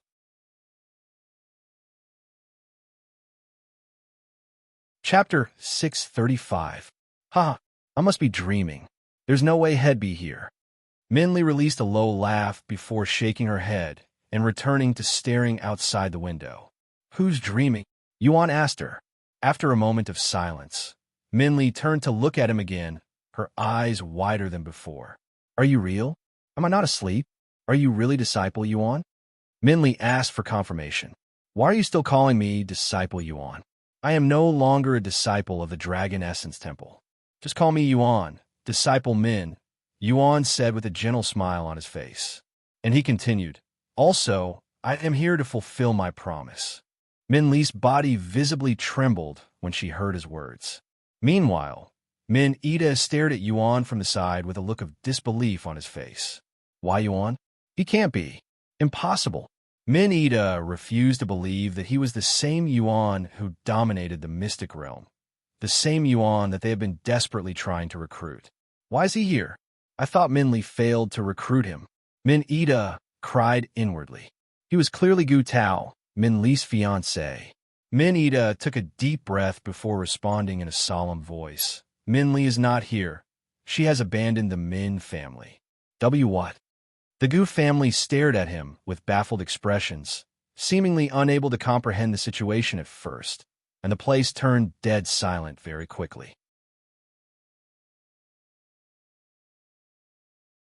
Chapter 636. Let me repeat myself just in case you missed it. Min Ida cleared his throat and continued. Min Li has left the Min family, so she is no longer part of our family. I'm sorry, but we will have to cancel the wedding between Min Li and Gu Tao, he said, speaking in a clearer tone this time. Once they snapped out of their daze, Gu Tao screamed loudly, Bullshit! I am not going to cancel the wedding. Where did she go? I will bring her back myself, if I have to. My son is right, Min Ida. We have already expended too many resources on this wedding, and news of the wedding has already spread everywhere. If we cancel it now, both of our families be laughingstocks for the rest of the century. Do you really want that to happen? Min Ida merely sighed at their words and said, I understand your feelings and anger, but there is truly nothing I can do in this situation. As for bringing her back, that's also not possible. Nonsense. Tell me where she is, and I will bring her back, even if it's by force. Gu Tao shouted. Min Ida glared at Gu Tao for a moment before responding in a low voice. Stairway to heaven. If you really want to bring her back, you can find her at the stairway to heaven. However, don't say I didn't warn you. You really don't want to offend them. Them? Who are you talking about? And why on earth would she be going to the stairway to heaven? She's only a spirit warrior. The head of the Gu family frowned. However, Min Ida turned around and began walking away. I wish you the best of luck. Once again, I apologize for this inconvenience. This isn't over yet, Min Ida. The Gu family left the place shortly after, and they were still fuming in anger after they left. Are we going to go to the stairway to heaven now? Gu Tao asked his father. Obviously, we cannot let this marriage end in such a ridiculous manner. We're bringing her back, even if we have to drag her back. Thus, the Gu family began making their way to the stairway to heaven instead of going home, still unaware of the full situation. Meanwhile, after leaving the Min family, Min Li asked Yuan, are we heading straight to the stairway to heaven right now? Actually, there's still one more place I want to visit before leaving the lower heavens, he said.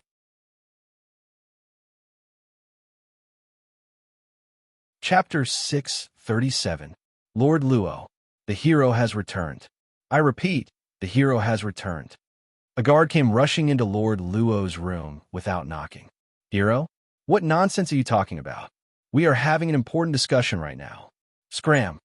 Lord Luo got angry when his important meeting was interrupted, not to mention the grave situation that has been stressing him lately. Sorry for interrupting your meeting, but I heard you need some help, so I came. Yuan entered the room a few moments later. However, because of how drastically different his appearance was compared to his last visit, especially his longer hair, Lord Luo didn't recognize Yuan at first. Why you are? Once Lord Luo got a good look at Yuan's handsome face, his body immediately began shivering from sheer excitement, and he even began crying. "Di Daoist Yuan, is that really you, Daoist Yuan?" Lord Luo couldn't control his emotions and spoke as though he was before his savior. "You have changed, grown so much in just a few months. I almost didn't recognize you." "It's really me," Yuan confirmed with a gentle nod. Then he continued, "Can you tell me what's troubling you in the city? If there's anything I can do to help, please take a seat first." Lord Luo suddenly stopped talking when he finally noticed the four beauties standing behind Yuan.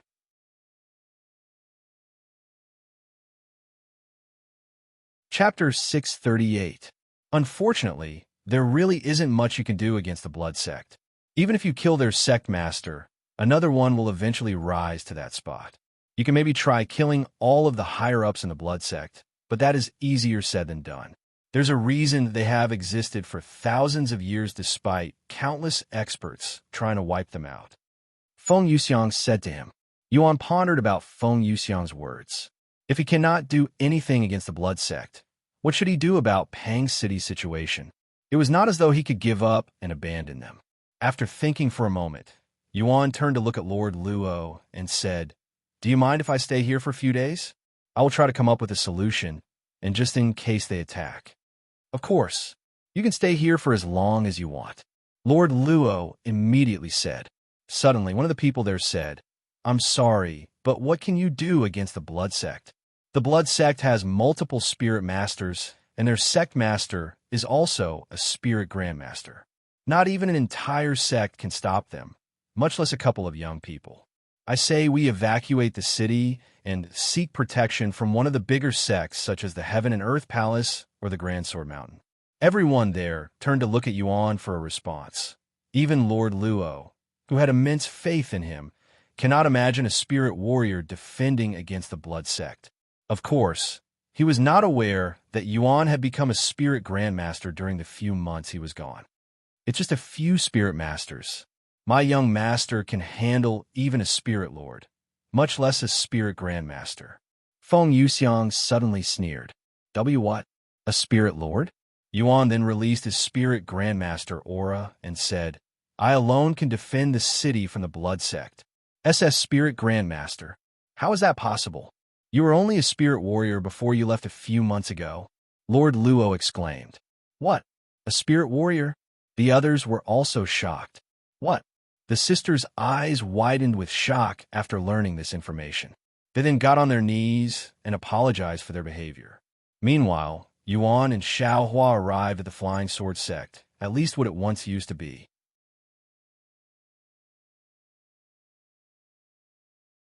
Chapter 639. This is the Flying Sword Sect. Yuan stood before where the sect should have been located with a clear look of disbelief on his face. However, the Flying Sword Sect was nowhere to be seen. Instead, destroyed buildings and dried blood scattered the place. The scenery is what it would look like after a long and brutal war had just finished. Yuan mumbled in a low voice. Thousands of lives perished here for what? What does the Blood Sect achieve by doing this horrible thing? It won't bring back their sect master's dead son. Unfortunately, this is the harsh reality of the cultivation world, the real cultivation world, where people do unreasonable things, and there's nothing we can do about it. Xiaohua sighed. After a moment of silence, Yuan said, "Let's take a look around this place." "Are you sure, Brother Yuan? There will be a lot of blood and corpses. It won't be a pretty sight." Yuan nodded. "Even so, I want to see it." They proceeded to walk around the unrecognizable and destroyed Flying Sword Sect, passing by many corpses and separated body parts. Yuan stopped walking in front of 3 large stone tablets, which were the only things not completely destroyed there. He looked at the stone tablet in the middle, and on the very top, there was a name he was familiar with. Mo Zhou. So you have managed to become rank 1. Huh? Congratulations. Yuan congratulated him in a dispirited voice. What do you think you're doing? Our sect master is a spirit grandmaster. He'll kill you as easy as breathing. The blood sect disciples began shivering uncontrollably as they watched Yuan slowly approach them with a sadistic grin on his face. As a killer, you should know very well what I am about to do, right? Yuan responded, his aura gushing with killing intent.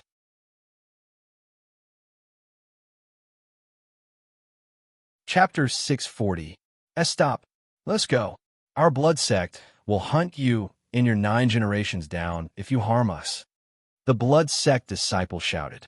Yuan stopped walking once he was in front of these people, and he took a long and deep breath. A strong smell of blood and corpses immediately assaulted his nose. He released a long sigh before speaking. I don't blame you for killing people. It's the nature of cultivators, after all. However, if you're going to kill someone, you better have a damn good reason.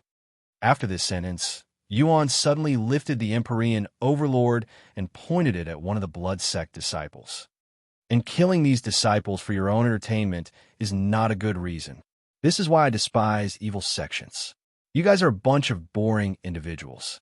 The blood sect disciple being pointed at suddenly felt a sharp pain coming from his throat, but he was too scared of Yuan's cold gaze to move, not to mention the pressure restricting his body, so he wasn't sure what was causing this pain. However, the other blood sect disciples saw it clearly. Yuan was slowly pushing the tip of his sword into their fellow disciple's throat, penetrating the skin on his neck with no resistance like it was tofu. Stop. Are you really not afraid of the blood sect? Our fellow disciples will definitely avenge us and hunt you down. They began shouting. Hunt me? Ha ha ha. Yuan moved the sword an inch forward, causing blood to flow from the disciple's neck. He then spoke while continuing to push the sword deeper into the disciple's throat. How will the blood sect learn of this if I kill all of you? How will you tell them? As a ghost? By the time Yuan finished his sentence, the sword was already halfway through the disciple's neck. Of course, the disciple was already dead at this stage, but Yuan didn't retrieve his sword and continued to push his sword forward until the disciple's head was completely separated from his body. I guess you can say that. Yuan smiled calmly.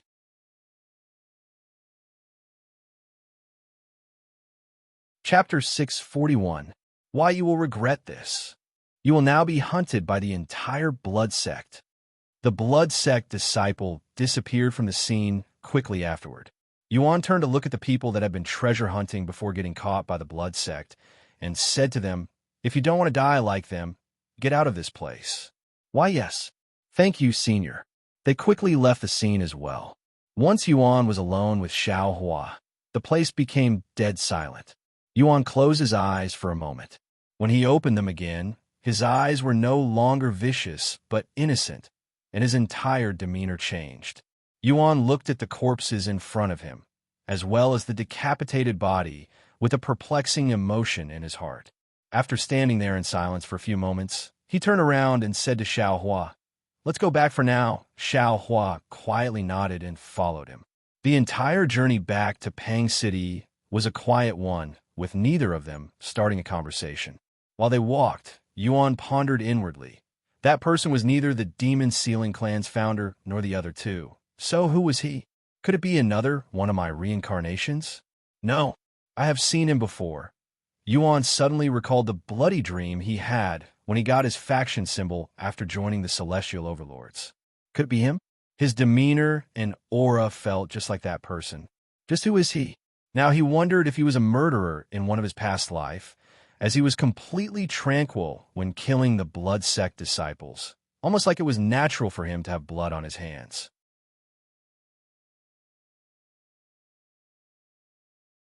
Chapter 642. After eating to their full, Yuan and the others returned to the Luo family's manor. Young master, do you want to temper your body tonight as well? Feng Yuxiang asked him after they returned. That would be ideal. Yuan nodded. Just let me know whenever you're ready. Okay. Yuan logged off shortly after to eat dinner, and he would explain to them the situation at the table. Because of this evil sect called the Blood Sect that might attack this city, I'll be staying in this city for a few more days before we challenge the stairway to heaven. Sounds troublesome. What do evil sects even do anyway? Chu Liuxiang asked. I don't know the purpose of their existence. All I know is that they're filled with unreasonable people who kill innocent people for their own entertainment, and they cultivate forbidden techniques that make them go crazy. Once dinner was finished, Maceo said, Yuan, the Cultivators Association contacted me this afternoon. They said we can visit them whenever because they have finished scouting for our faction's headquarters. Really? We can visit them tomorrow since I have 3 days before I fight the Blood Sect. All right. I will let them know tomorrow morning.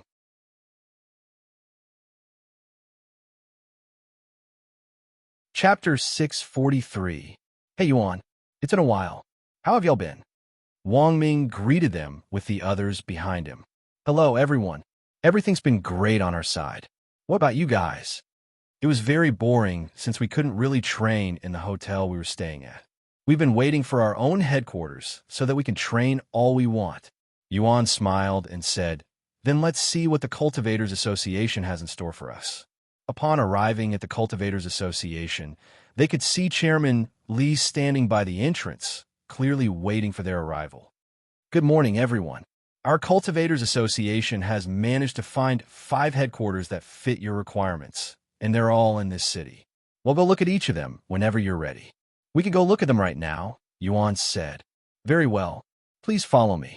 We have prepared transportation for you all. Yuan and the others followed Chairman Li to the parking lot, where a long limousine was waiting, and it had more than enough room to fit all 10 of them. Once they were seated, Chairman Li got into the driver's seat and personally managed the car, acting as their personal chauffeur despite his status within the Cultivators Association. As they began moving, Chairman Li said, There should a yellow envelope on the table. You can find information and images of the headquarters we've scouted. Take a look at it if you'd like. Yuan opened the yellow envelope and took out the papers inside. There's only information on 4 headquarters here. I thought we had 5? Yuan asked after realizing this. 3 hours later, the car stopped in front of a small but tall mountain that was surrounded by a thick wall. As for the location of the mountain itself, they were in a very secluded area with no other buildings around, almost like they were in the wilderness. We have arrived, Chairman Li said to them.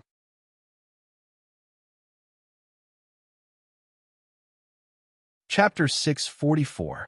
Wow, the dragon in its name is really fitting. Wang Ming mumbled to himself as he looked through the car window. The mountain itself wasn't anything too special, but the road that spirals around the mountain had the appearance of a dragon, making it seem as though there was a dragon coiling around the mountain. While they admired the mountain, Chairman Li pulled up to the gates and spoke to the guards there. I'm Chairman Li from the Cultivators Association, and I have with me the Demon Sealing faction. We're here as scheduled. Once the guards verified his identity, they opened the gates to allow them inside. Take your time. Thank you. The moment they entered the gates, it felt as though they had entered another world, as the spiritual energy suddenly spiked up. Yuan was pleasantly surprised by this. Although it wasn't as powerful as the spiritual energy in the immortal caves, they were only at the entrance of the mountain, the lowest level. You can only imagine how much stronger the spiritual energy gets as they go higher into the mountain. Where will our headquarters be located? Sure, Lang asked. The middle levels. I tried getting you guys a headquarters at the upper levels, but you don't have even credibility. Don't be discouraged, though, as you can always move to the upper levels once you're ready. Furthermore, getting a building in the middle level is already an amazing feat for a new faction with only 10 members. Chairman Li said. Everyone there turned to look at Yuan. Surely, he's the reason they were allowed to even step foot inside the Dragon Spiral Mountain. Sometime later, Chairman Li stopped the car somewhere in the middle level of the Dragon Spiral Mountain.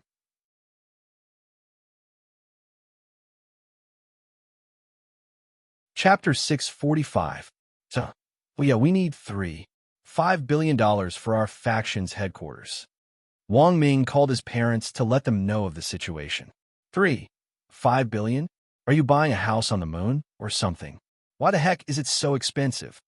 No, it's a house in the Dragon Spiral Mountain. What? The Dragon Spiral Mountain? You know of it? Of course. It's one of the most suitable places in this world for cultivators. If it were not for our family size that consists of 6 different families, we would have moved there. I see. Anyways, I will give you Yuan's bank information. You can send it to him whenever you're ready. You sound very confident that we'll give you the money, Wang Ming's father said. You're not? I will let Yuan know right now if that's the case. Wait. I was only joking. Let me speak with the others first, but I'm sure we'll be able to help him. Even if he needs twice that amount, we'll be willing to help our savior, his father said. After what happened at the Jaded Garden, the people there now address Yuan as their savior. Wang Ming hung up the phone shortly after and said to Yuan, Our family should be sending the money to you as soon as possible.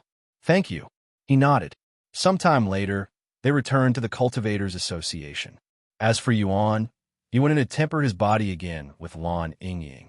The following morning, they loaded the small luggage into the limousine, while Meisho effortlessly carried the piano into the truck rented by Sebastian, shocking the pedestrians with her absurd strength. Once they were ready to move, they began making their way to the Dragon Spiral Mountain.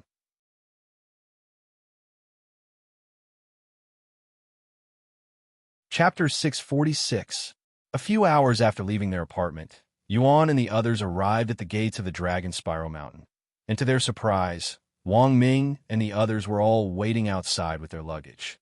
Why are you all waiting out here? Yuan asked them. We couldn't get inside because we don't have any identification even though we were here yesterday. Wang Ming sighed. All right, Chairman Li only gave me one identification for now. I really hope you guys didn't stay here overnight. No, we only got here about an hour ago, so it wasn't that bad. Yuan nodded, and he went to the guards to show them his identification. Welcome to the Dragon Spiral Mountain, young Master Yuan. The guards greeted him. Where can I get identifications for my companions so they can enter the place without me? Yuan asked them. The manager will handle all of that once she visits you later today, said the guards. I understand. Once the gates were opened, Yuan and the others made their way to their new home in the middle of the mountain. Yuan, you can go ahead and pick your room first. We'll decide afterward. Wang Ming said to him. Well, they're all pretty much the same, so it doesn't really matter to me. How about this one? It's the largest room in this building, and it's also the closest to the staircase. Lang suggested. Sure. What about you two? Yuan asked Meisho and Chu Liuxiang. I understand. Thank you, Yuan said as he accepted the badges. Any more questions for me before I leave?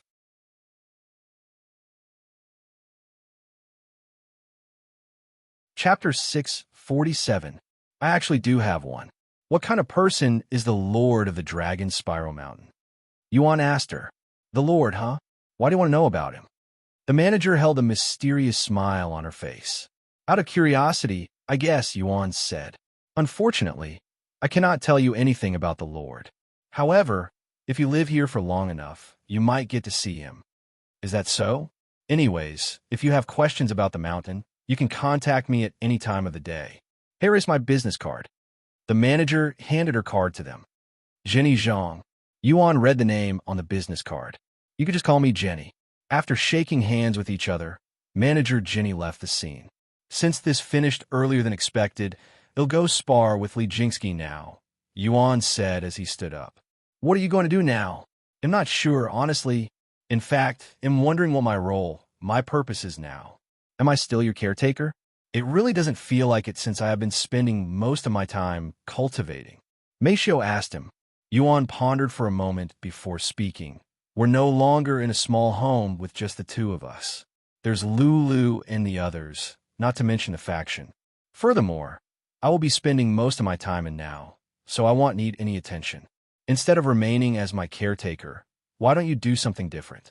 Like being the manager of the faction?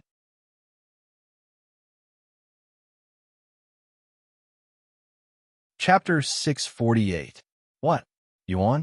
What is he doing in the mountain? Even if Chu Liuxiang is with him, he shouldn't be able to enter the mountain without the Lord's permission. Chu Shijian, Chu Luxiang's foster father, said in a surprised voice. He actually moved into the mountain, and he's currently living in the middle level of the Dragon Spiral Mountain, Sebastian explained to him. He moved into the mountain. How is that even possible? Although I have no doubt that he'll be able to live here in the future, He shouldn't have the qualifications to enter this place yet. I was also surprised when I heard it, but the Lord approved it, and he moved in just today. Chu Sherdin closed his eyes to ponder. What do you think of him? This Yuan. The woman sitting beside Chu Sherdin suddenly asked. He's a very talented individual, perhaps even more talented than our top geniuses. Although I haven't spent much time with him or seen his full potential, I believe he's someone worthy of our attention. Sebastian said, I haven't seen you praise someone like this before, Sebastian. He must have really impressed you. The woman smiled. He nodded and said, While I didn't witness it for myself, it is true that Head defeated the demon that was supposedly as strong as a cultivator at the peak spirit grandmaster. I have also watched him practice with the 6 spiritual family's geniuses. He's the real deal. If you never fought one yourself, how do you know that demons are really that powerful? If you ask me, I think they exaggerated the demon's power. Exaggerated, huh? I really can't tell you since I wasn't there to witness it. Sebastian shook his head. Why did you let him go alone? What if something happens to him? Feng Yuxiang asked Xiao Hua afterward. This is Brother Yuan's decision. We can only believe in him, she calmly responded.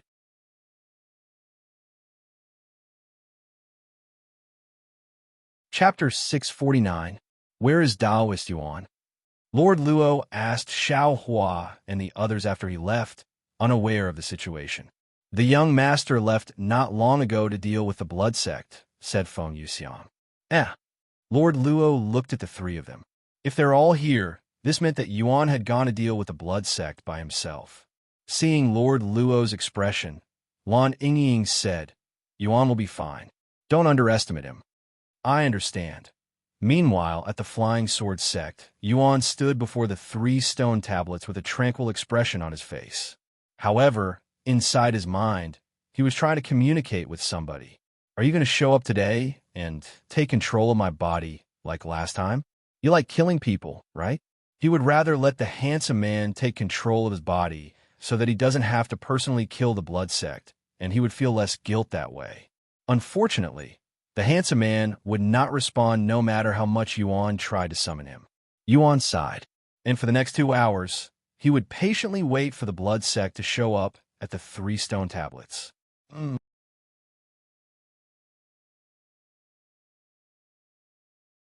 Chapter 650. Whoosh. Bang. Ag. Blood and body parts scattered all over the place as Yuan continued to swing the Empyrean overlord without mercy. Hundreds of disciples from the blood sect were slaughtered at the hands of Yuans, yet their sect master, Lord Blood, remained hovering in the sky without moving a single finger, silently watching his disciples getting slaughtered in the bulk with a cold gaze. Of course, he never really expected the disciples that were mostly spirit apprentices and spirit warriors to capture Yuan, who was a spirit grandmaster. Even if he had tens of thousands of disciples, it would not be enough for a spirit grandmaster. His only motive was to tire out Yuan with his disciples so that he would have a better time taking him down later. In other words, he was sacrificing his own disciples for himself. As for the disciples, they had no choice but to fight Yuan, even if they might die. After all, if they don't listen to Lord Blood, they will definitely die at the hands of their own sect master. Get him. He won't be able to defeat all of us. For Lord Blood, the disciples continued to rush at Yuan despite his overwhelming presence. Heavenly Domain. A profound aura suddenly appeared around Yuan, instantly pressuring before flattening the disciples there into meat paste. Blood splattered all over Yuan's body and face, but when the blood touched his golden dragon robes, they would slide right off, almost as though it was coated in a thick layer of liquid-resistant substance. However, the blood on his face remained, and some of it even got into his eyes, making it seem as though he was crying blood.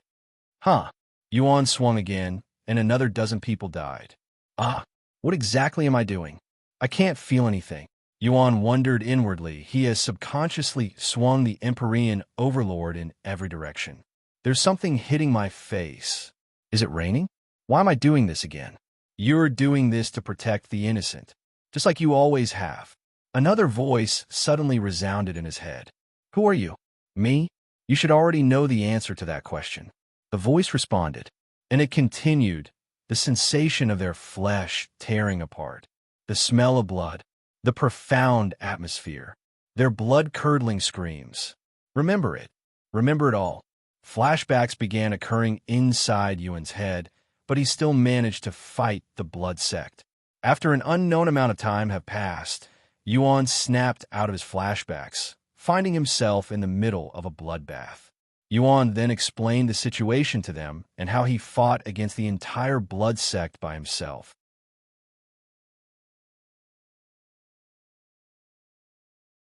Chapter 651. Young Master, don't blame yourself.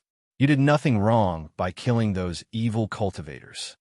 Feng Yuxiang spoke a moment after Yuan explained his battle with the blood sect, as there was a clear sense of guilt within his eyes as he explained how he killed thousands of disciples from the blood sect.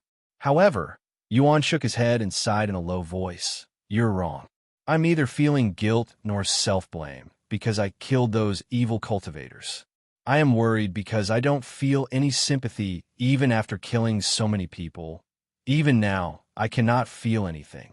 Is there something wrong with me? That's completely normal, young master. It just means your consciousness doesn't find anything wrong with killing some evildoers. I can assure you that there's nothing wrong with you. You're just growing up as a cultivator. That's it. Growing up, huh? Yuan sighed. Sometime later, Yuan said to Lord Luo, Pang City should be safe now that the blood sect is gone. Thank you, Taoist Yuan. Once again, you have saved our city. Lord Luo stood up and bowed to him. Unfortunately, our family doesn't have anything else to give you, as I had already given you our most valuable treasure, the Starry Abyss. Yuan suddenly retrieved the Starry Abyss. I still haven't thanked you for giving me this treasure. It has been really useful to me ever since then. This treasure is more than enough to compensate for everything I have done for the city, as well as what I will do for it in the future. Of course, I hope nothing bad happens to this place ever again. Thank you, Taoist Yuan. After talking with each other for a little more, Yuan returned to his own room. Sometime later, Yuan stood up and said to her, Anyways, you should get ready if you aren't already. We'll be challenging the stairway to heaven in a few days.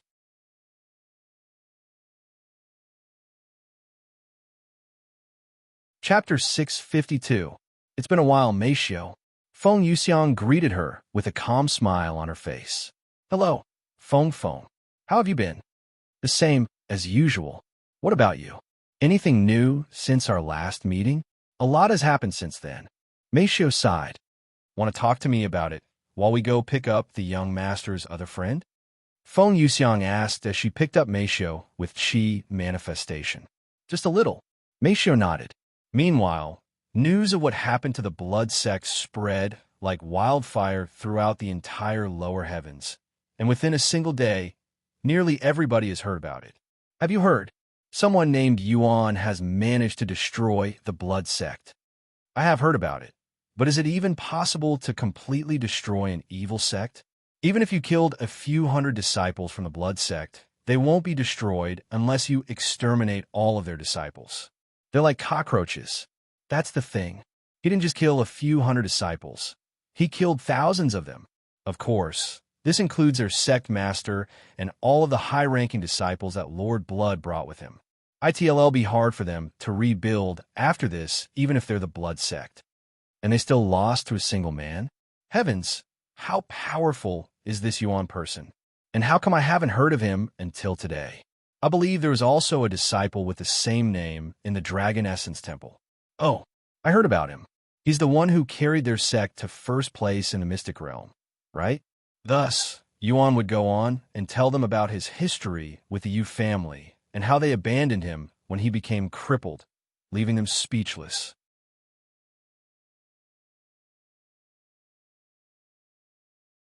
Chapter 653. Ha ha ha. I'm sorry for laughing, but I really cannot help it after listening to your story. How stupid can the Yu family be? Wang Ming laughed out loud. Abandoning their own son because he became a cripple? It's so ridiculous it's funny. The fact that they abandoned the one and only player Yuan without even being aware of it. Ahem. Li Jinxi suddenly cleared her throat, causing Wang Ming to stop laughing. She then turned to look at Yuan with a serious face. Yuan, do you want to get revenge on the Yu family? Our families can destroy them with ease, after all. Revenge? It's fine. Why? Don't you feel angry? Any normal person would detest their family if they were abandoned. I never said I wasn't angry at them. In fact, my anger grows every time I am reminded of them. He spoke in a calm voice. Then why don't you want revenge? I want revenge, but I want to do it my own way, by myself. I understand. That's even better. Li Jinxi nodded with a smile. After breakfast, Yuan returned to his own room with Chu Liuxiang. I thought you didn't want revenge against your family for abandoning you, Brother Yuan. Chu Liuxiang said with a cheeky smile on her face. Well, things change. Yuan smiled back. Anyways, have you met Feng Feng yet? He asked a moment later. That makes sense, I guess.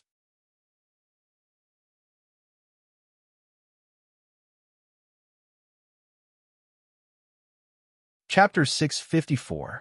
A few hours later, Feng Yuxiang stopped moving above a city in the eastern continent.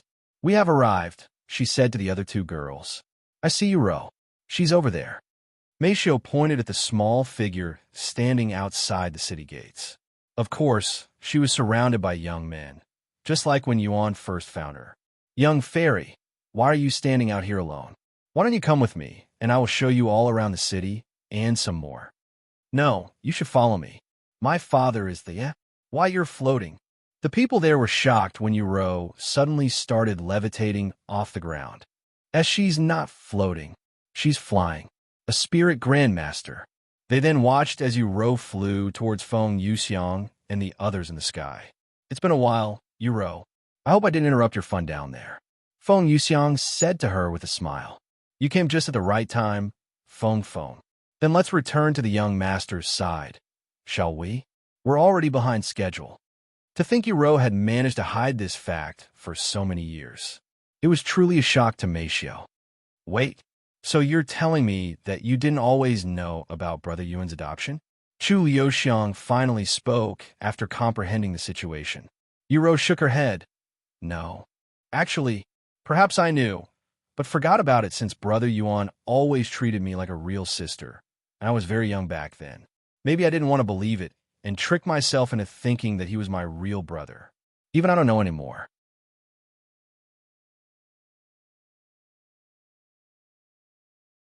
Chapter 655. Sorry for keeping this a secret from you too, Mei Xiu. Ro sighed a moment later. No, I should be the one apologizing. There have been many moments where I pondered about telling you. But seeing you so happy to be his little sister, I didn't want to ruin it for you or him by tearing apart your status as brother and sister. Mei Xiu shook her head. I understand. After all, that's also why I didn't reveal the fact that I knew about it. I didn't want to ruin our relationship as siblings. Ro smiled. She then turned to look at Chu Liuxiang and continued. Can you tell me about Brother Yuan's life in the orphanage? I've always been curious, but I was also too scared to ask about it since that would give everything away. Of course. It would be my pleasure. To Rao's surprise, Chu Liuxiang didn't object to her request, as she was certain that Chu Liuxiang would rather keep everything a secret just to tease her. But in return, you'll tell me about Brother Yuan's life in the Yu family. The good memories. I already know all of the bad ones, after all, Chu Liuxiang added. And for the rest of the journey, Chu Liuxiang and Ro would share their memories with Yuan to each other, quickly becoming friends. What a surprise! This left Mei Xiu profoundly surprised, as she did not expect the two of them would suddenly become friends. In fact, she had expected some sort of rivalry between them, especially since Ro is very protective when it comes to Yuan being with other women. A few hours later, they arrived at Pang City, and Feng Yuxiang descended directly in front of the Luo family's manor. Welcome back, seniors. The guards bowed to them. You sound like an old man who's devoted all his time to work, Chu Liuxiang suddenly said. Well, I cannot deny that. Ro shrugged. But that's not the only reason why I want to stay down here. Let me explain. Ro continued.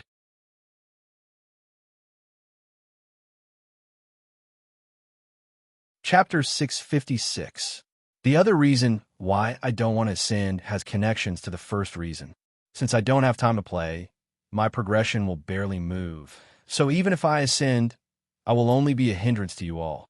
Do you understand? It's like sending a low-level player to a place filled with high-level monsters.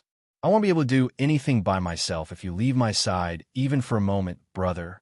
And I do not expect you to wait for me, as that would be a waste of time. Uro sighed. But I can help you progress faster with treasures. You won't be a burden to me. Yuan said. Don't even bother trying to convince me, brother. I have already decided to stay down here. Furthermore, I won't be alone since I will have Xia Jingyi by my side.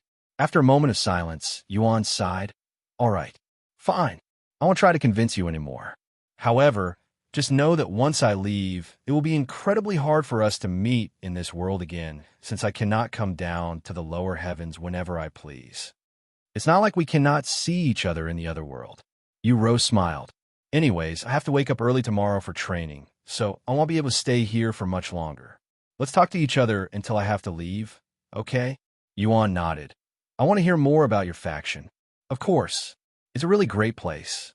Everyone there is very nice to each other, and it feels like ID suddenly gained a new family. Although training is hard at times, my cultivation has improved by leaps and bounds since I started training there. Uro proceeded to recall her last couple of weeks as a member of the Eternal Lotuses. She told Yuan her daily routines, her training schedules, and even some of Xia Jingyi's experiences there. It sounded like a great place. I should visit there one day. Yuan smiled. How about your faction, brother? You created one, right? Wang Ming casually shrugged. Are you kidding me? We just ate, so I'm a little sleepy. If you want to fight, we can do it tomorrow. After saying that, he went into his room and locked it, leaving Wang Bingbing speechless.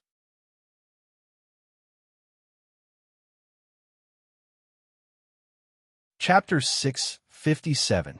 After returning to his room, Yuan went to his closet and retrieved a basket of medicine. Are those the medicine you'd acquired from the Jaded Garden? Do you plan on tempering your body tonight? Chu Liuxiang asked him when she saw the basket. Yes. Do you want to join me? Yuan asked her. Is that even a question? Of course, I want to join you. Chu Liuxiang wasted no time removing her clothes, stripping herself naked before Yuan could even prepare the bath. I haven't even prepared the bath. You should put your clothes back on unless you want to catch a cold. Yuan said to her. Chu Liuxiang chuckled. I haven't caught a cold ever since I became a cultivator. I don't think cultivators can even catch colds. Anyways, I already took my clothes off. I will just wait under the blankets until you're done. You can join me at any time.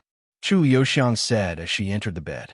Yuan couldn't help but smile at Chu Luxiang's behavior that reminded him of Elder Shan from the Dragon Essence Temple, and they both give off similar vibes. Half an hour later, once the bathtub was prepared, Yuan entered the green water with Chu Liuxiang. Have you ever tempered your body before? Yuan asked her. I have, she calmly replied. Really? Where does the Chu family obtain their medicine?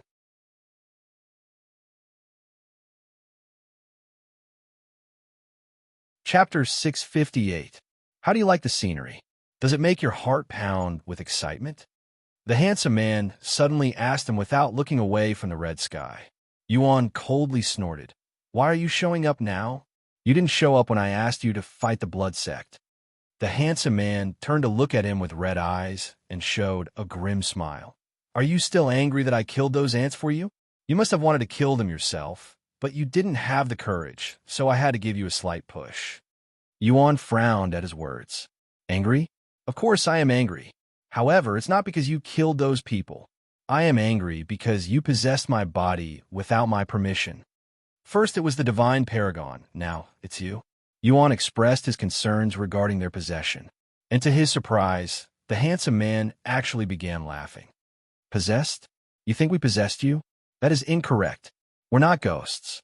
Then how do you explain what happened? It's simple. You awakened your memories and began acting as though you were that person. You were the one who called upon us, not the other way around. The divine paragon took over your body because you wanted to defeat the demon. I took over your body because you wanted to kill those ants. It's as simple as that. In no way, it's the truth. We may have lived different lives, but in the end, we're all the same person. Don't be angry at me, us. It just means you're angry at yourself. After a moment of silence, Yuan spoke in a questioning tone. And who are you supposed to be? The handsome man suddenly stood up and turned to face him. Follow me, brother Yuan. Xiao Hua will take you there, she said with an eager smile.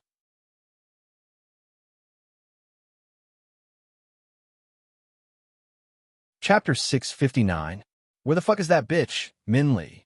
We have been waiting here for almost a week. She should be here by now. Gu Tao shouted in an angry voice when he lost his patience. Do you think we were fooled by the Min family? He then asked his father, who was sitting beside him inside the carriage. That's not possible. He wouldn't lie about something like this. It would only damage his family's reputation, and you know how much we value our face. Furthermore, this is Min Li they were talking about. They wouldn't sacrifice their family's reputation for her. Why do you think they sold her to us in the first place? That makes sense. However, that doesn't change the fact that Min Li isn't here. We came here immediately after leaving the Min family, so there's no way that we'd missed her. Gu Tao said, that's also not possible. I had spoken to the people here. None of them have seen Min Li, and she's one eye-catching girl. Then how long are we going to wait? We cannot stay here forever, not to mention that wedding that is supposed to be in 3 days. Gu Tao sighed out loud. There's nothing we can do but wait. It was at this moment the Gu family noticed a group of individuals approaching their direction, and all but one of them were kingdom-toppling beauties. However, Gu Tao only had one person in his eyes, a young lady with a familiar face. Wow, so that is the stairway to heaven, huh? It's much grander than I'd anticipated. Yuan mumbled in awe as he gazed upon the massive staircase that hovered in the air not far in the distance. There were only a total of 9 steps on the staircase, but it was so massive that it filled the sky and seemed like it was created for giants, and there was a beautiful golden door at the end of the 9th step. I have never seen such a big staircase before. It's almost as though it was created for giants. Chu Yoxiang mumbled in a dazed voice. Speaking of giants, do they exist in the cultivation world? Yuan asked.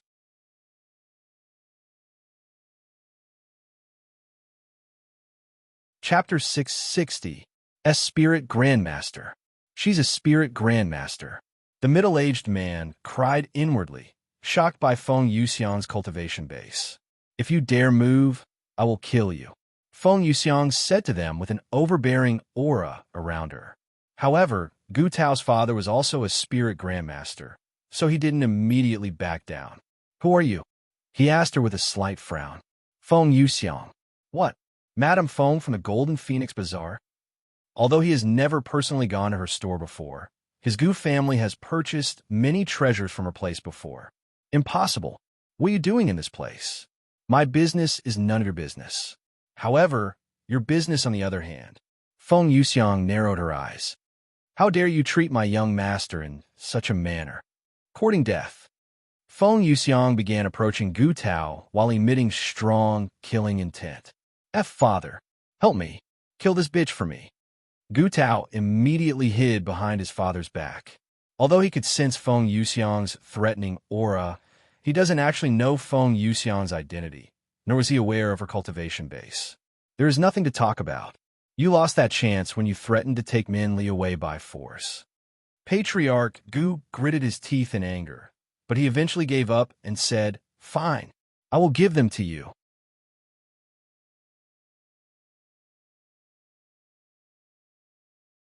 Chapter 661. Here are my spatial rings and storage pouches. Let my son go now. Patriarch Gu gritted his teeth and handed over his treasures to Yuan. Meanwhile, Feng Yuxiang also collected Gu Tao's spatial rings and storage pouches. Here you go, Senior Fairy. Gu Tao handed all of his possession to Feng Yuxiang without any hesitation. In his mind, nothing in this world was more valuable than his cultivation that took years of effort to build. After taking his treasures, Feng Yuxiang returned to Yuan's side and gave them to him. Thank you, Feng Feng. See, can we leave now? Patriarch Gu asked him, seemingly in a hurry to leave. Yes, you can. However, before Yuan could finish his sentence, Xiao Hua stepped forward and said, Wait. What's the matter? Yuan looked at her. She pointed at Patriarch Gu and spoke in a calm voice. He still has a spatial ring hidden on his body. Patriarch Gus's entire body trembled when he heard Xiao Hua's claims.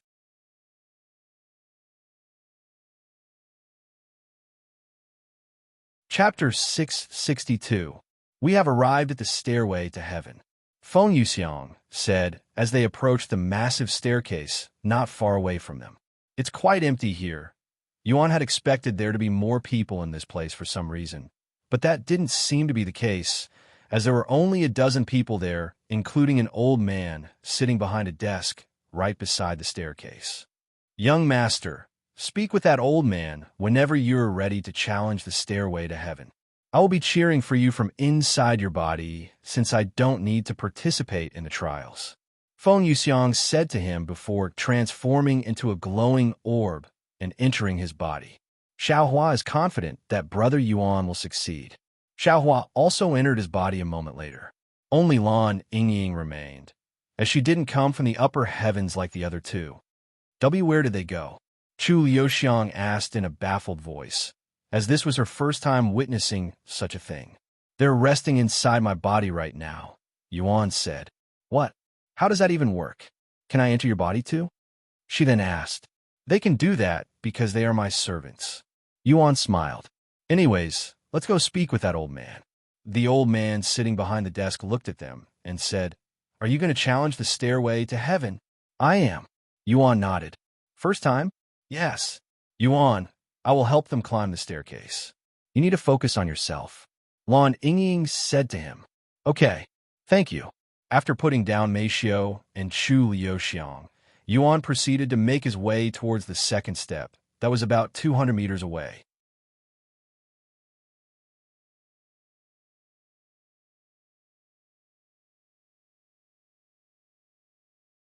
Chapter 663.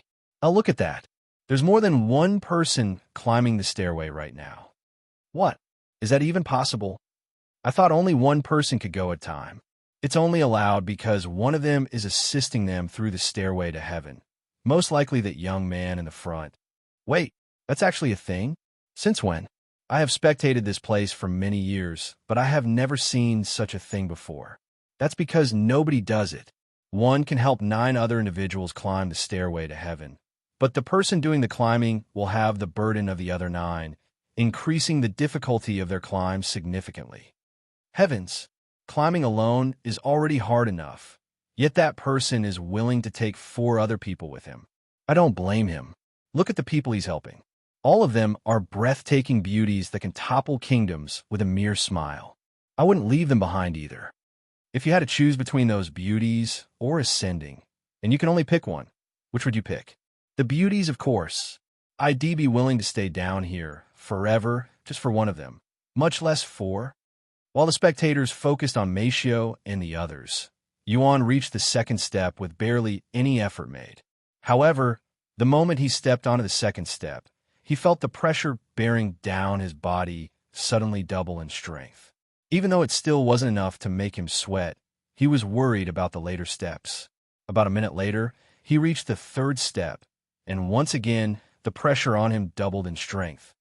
It's still endurable, Yuan mumbled to himself, as he quickly made his way towards the fourth step. However, the moment he stepped on the fourth step, Yuan felt the pressure on him triple in strength. Master? Is that really you? The voice responded, and Yuan could see a faint light suddenly appear in the distance.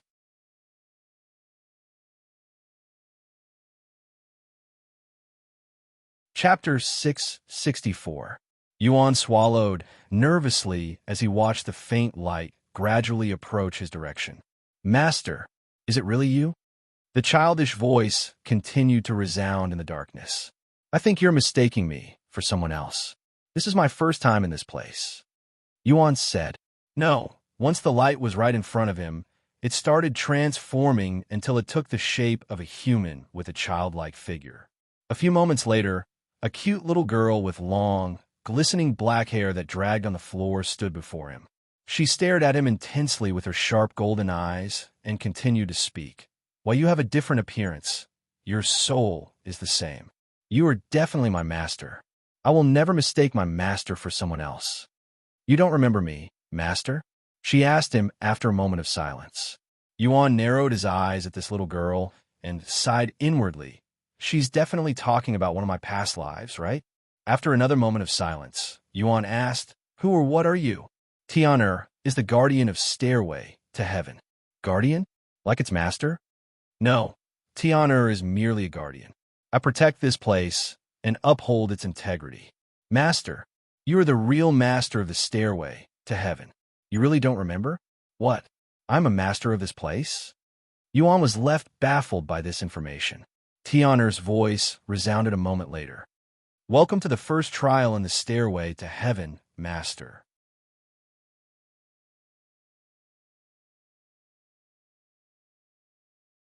Chapter 665. After entering the Stairway to Heaven, Meishio and the others found themselves transported to this empty room that somehow had a small pond resting in the center. Where are we? Where's Yuan? Chu Liuxiang asked in a slightly panicked manner. Calm down. We're currently in the spectators area. Feng Yuxiang said. Since we're not participating in the trial, we were transported somewhere where we cannot disturb the young master. I see. Meishio and Minli looked around with a bewildered face, as they had never seen such scenery before. Although they were inside a room, the walls were almost transparent, and the background was a starry sky with tiny lights flickering in the distance. The floor seemed to be made of a smooth material, almost like jade, and there was a pond in the middle of the room. Xiaohua didn't say anything and approached the pond in the center of the room before sitting beside it and staring at it. Feng Yuxiang also did the same thing. Come, we'll be able to see the young master here. Everyone there sat around this pond a moment later, silently staring at the clear liquid. A few minutes later, they could see an image appearing on the surface of the water. Look, it's Yuan. Chu Liuxiang exclaimed when she realized it was Yuan, and he just entered this arena. Looks like he's about to start his first trial. Feng Yuxiang smiled. Meanwhile, somewhere in the Stairway to Heaven, Yuan was waiting for his first trial to begin. After waiting around for a few moments, he noticed the scenery changing from the void to a bustling city where people could be seen walking around.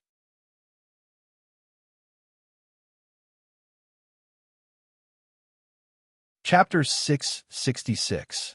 After spending an hour recovering his spiritual energy, Yuan was prepared to enter the pagoda that had over 100 floors.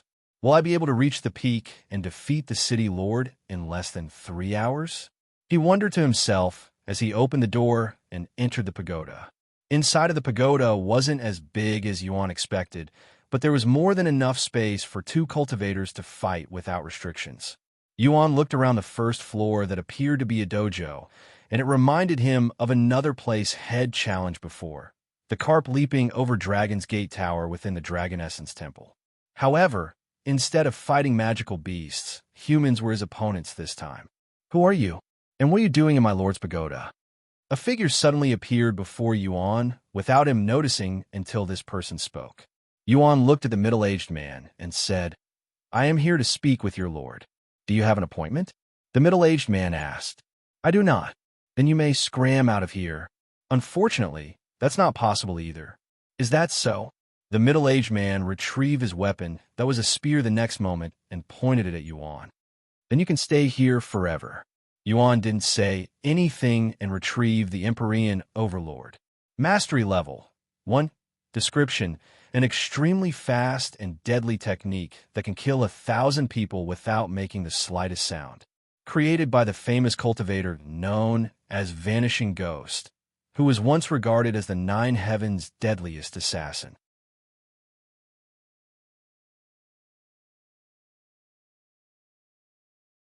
Chapter 667. After killing the man, Yuan proceeded to the next floor. His sword technique is really powerful, and it doesn't consume as much spiritual energy as the heaven-splitting sword strike. Yuan thought to himself as he climbed the staircase. Upon reaching the second floor, Yuan encountered another man with the cultivation of Spirit Lord. Who are you? What happened to the guard downstairs? The man asked him with an unfriendly look. Yuan didn't bother responding to the man and withdrew his sword, as he was already expecting to fight anyone that gets in his way. Humph. A mere spirit grandmaster. The man didn't say anything else and withdrew his weapon. Their weapons collided a moment later. Yuan decided to try using the Starry Abyss again, just to make sure it still works. However, just like the man downstairs, this one could also somehow track his invisible flying dagger. Just how are they tracking my Starry Abyss? It's invisible, and its presence should be concealed. How else can they track it? A few minutes later, Yuan managed to defeat the man without using the soundless blade technique. And for the next hour, he would repeat the same thing. However, his streak was stopped by an unexpected situation. When he arrived on the 9th floor, the guard there didn't attack him. "The Lord wishes to meet you. You may go up." Yuan was shocked when he saw the city lord's face that looked exactly like the handsome man in his dream. The only reason he didn't realize it until now was simply because the city lord had changed his voice to something unrecognizable. "Since you're here, it must mean that another reincarnation has occurred. How many times have you reincarnated by now? Have you achieved the goal yet?" The handsome man asked him with a profound smile.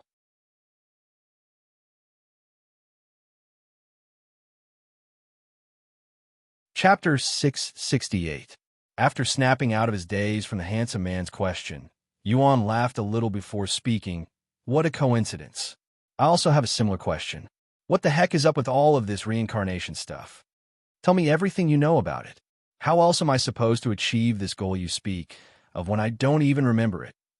The handsome man silently stared at Yuan for a good moment. "I see. So you don't remember anything yet. That's fine.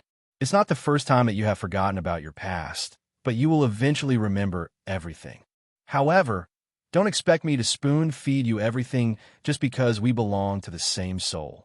If you want to remember your memories, you will have to defeat me. Why else would I force myself to do the trials in this place?" "Good. I have always wanted to give you a good beating, but never got the chance since you're always much stronger than me in my dreams," Yuan said. The two of them continued fighting again shortly after. Meanwhile, in the spectators' room. "What happened? Why did it stop working?" Chu Liuxiang exclaimed when the water suddenly stopped reflecting Yuan, and the city lord right when the city lord was about to remove his mask. Unfortunately, nobody there could answer her question. "I don't know what happened, but we can only wait until it returns," Feng Yuxiang said. Back in the pagoda, Yuan and the handsome man fought each other so viciously that they'd collapsed some of the floors there. You're still lacking. When I was at your level, Spirit Kings were no match for me. However, that shouldn't be possible. You should be far stronger than me since you're reincarnated." The handsome man spoke as he fought. After pondering for a moment, he continued. "Perhaps you didn't fully awaken your bloodline? Or maybe you don't know how to use it. You don't know anything, do you?" The handsome man suddenly flicked his finger, sending the orb of light straight into Yuan's forehead, and Yuan's vision blackened the next moment.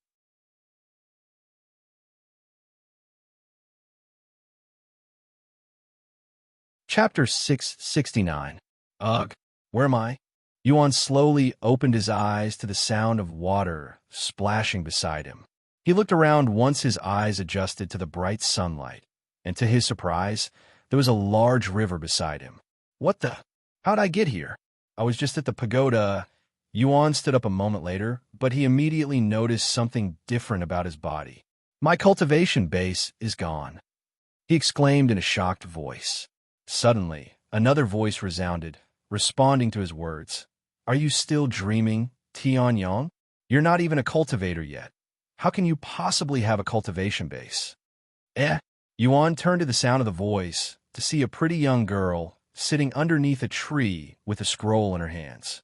Meng Lily? Yuan subconsciously muttered her name, even though he had never met her before. Wait, did she just call me Tianyang? So I'm seeing his memories right now? Now that he had an idea of his situation, Yuan decided to play along. However, it was not as though he could actually control his body freely. Yuan suddenly began walking towards this young lady named Meng Lily. In the meantime, you can continue climbing the stairway to heaven to regain even more of your memories. You still have a few more trials ahead of you, after all.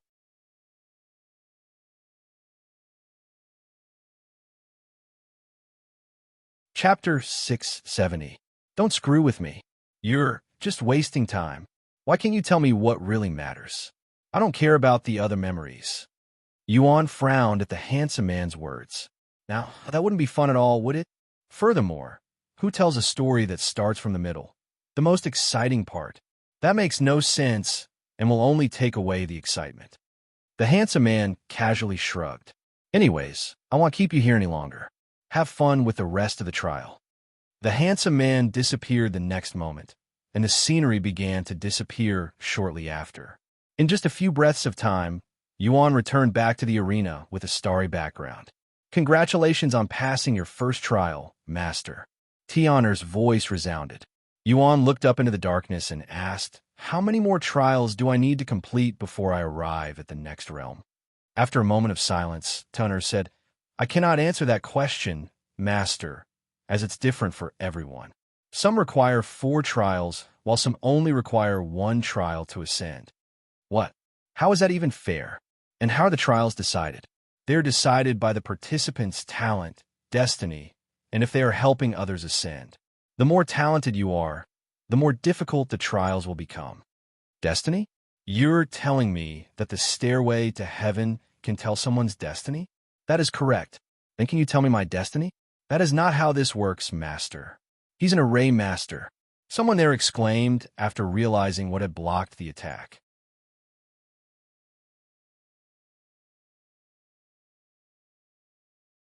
Chapter 671. An array master? Feng Feng mentioned him not long ago. Yuan looked at the Peak Spirit Lord with an interested gaze. Although it was faint, he could see his semi-transparent barrier around the Peak Spirit Lord, and if he looked at the barrier with his divine sense, he would be able to see the symbols that supported the barrier together. Those symbols contain most of the spiritual energy. Is that the barrier's true form? A bunch of symbols combined together? He thought to himself, you have 2 more attacks. If you can crack my array, I will consider you hired. The Peak Spirit Lord said to the recruit. However, even after using his last 2 chances, the recruit had failed to make even the slightest crack on the barrier. Next, the middle-aged man said. The next recruit stepped forward and tried to crack the array created by the Peak Spirit Lord, but to no avail.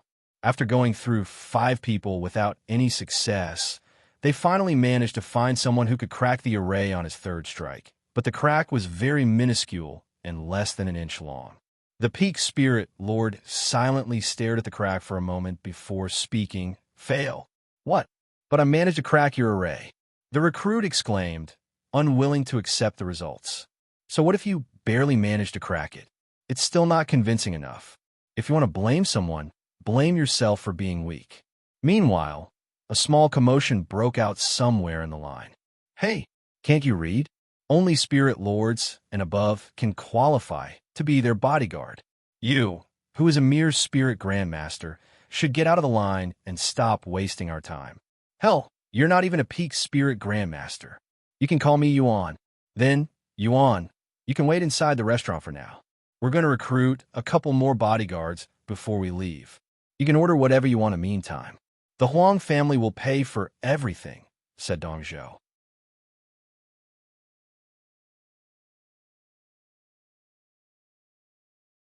Chapter 672.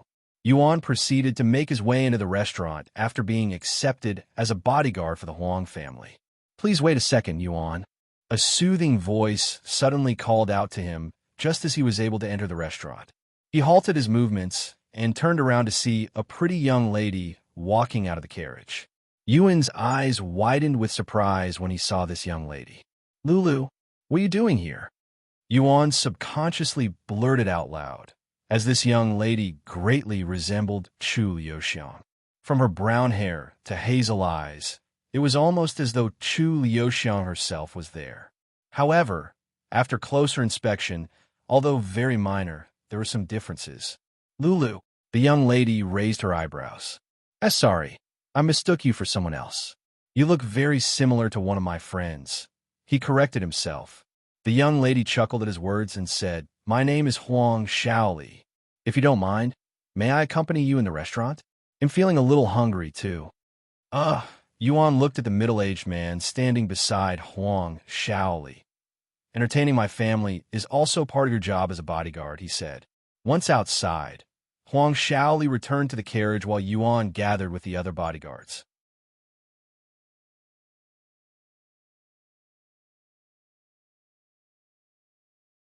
Chapter 673. My name is Huang Chun, head of the Huang family. Inside the carriage is my wife, son, and daughter. Your mission is simple: to make sure no harm comes into their way until we arrive at our destination, the Giant's Continent. It's about 100,000 miles from here to the Giant's Continent, but with the ship we're riding, it will only take a little over a week to get there, and as mentioned, you will receive 10 million gold coins for your service. We will give you 1 million gold in advance, and the rest once we arrive at our destination. Of course, you can get more than 10 million gold in total with bonuses depending on your performances. If any of you die while protecting my family, I will make sure to pass your money to your family for you. Do any of you have any questions? None of the guards said anything. Good. Then we'll make our departure in an hour. We'll be waiting for you at dock number 9. If you're all ready before then, we can leave early. Huang Chun entered the carriage afterward and left the scene without waiting for them. And since Yuan had nothing else to do, he immediately followed them to the docks. There were 5 other bodyguards besides Yuan that had passed the test for men and 1 woman, and they were all between the 7th level and 8th level Spirit Lord. An hour later, everyone gathered at dock number 9. The carriage was nowhere to be seen, and the Huang family was revealed in full. Welcome to the Immortal Monastery, where we make immortals out of mortals like you. However, you will not become disciples immediately. All of you will start out as servants, and if you can learn our cultivation technique that we provide to you in less than 4 years, you will be promoted to being an outer court disciple. The old man that picked them up from their village said as they approached the mountain range.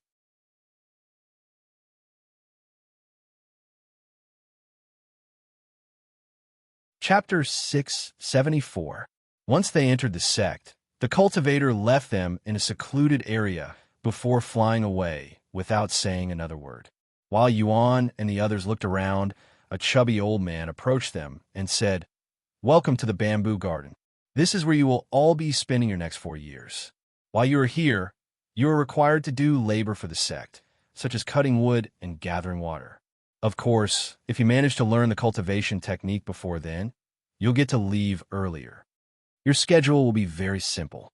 There will be a quota for each of you every week that must be completed or you will be punished. I don't care when you finish it. You can finish it on the first day of the week or even the last day of the week. As long as you meet your quota, you can spend the rest of your time cultivating. Any questions? Oh, you can call me Senior Co. Good. Follow me. I will show you the important facilities before I take you all to receive your uniforms and cultivation technique." Yuan and the others began following this fat old man through the bamboo garden. This area right here is the cafeteria. It will only be open 2 times a day for breakfast and dinner. If you fail to complete your quota, you will lose access to the cafeteria until you finish it. This is the bamboo stream. You can wash your clothes here. If you go a little further down, you can even catch fishes. Do not gather your water here for your quotas. There is a separate area for that. That building over there is the training hall. You can go there to train your body, but there won't be any instructors to give you guidance. That is a privilege only for official disciples. This entire area is the bamboo field. It's where you'll gather most of your supplies when you receive a quota that requires you to cut down bamboo.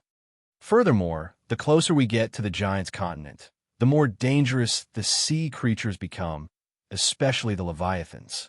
Let's pray to the heavens that we don't encounter those monsters. They're known as the Lord of the Seas, and meeting even a single one of them could mean disaster, if not certain death for us.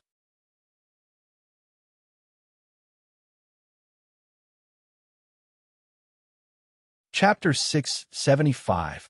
The ship stopped shaking shortly after the voice disappeared.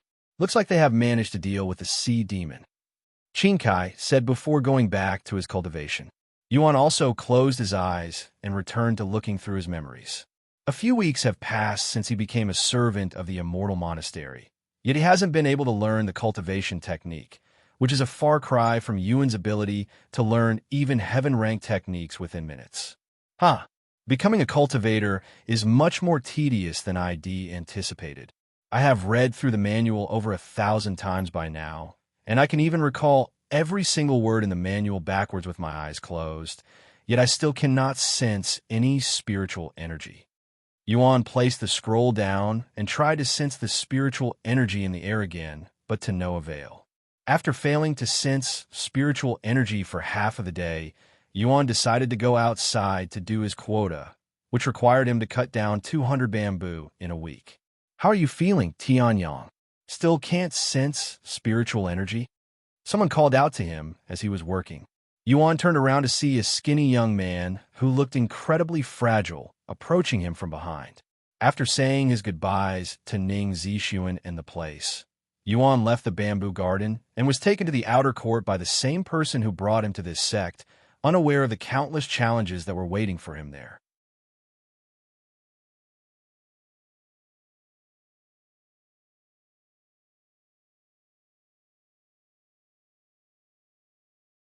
Chapter 676. Boom! The ship suddenly began shaking violently for a second time, snapping Yuan out of his daze. Wow, this one is quite powerful.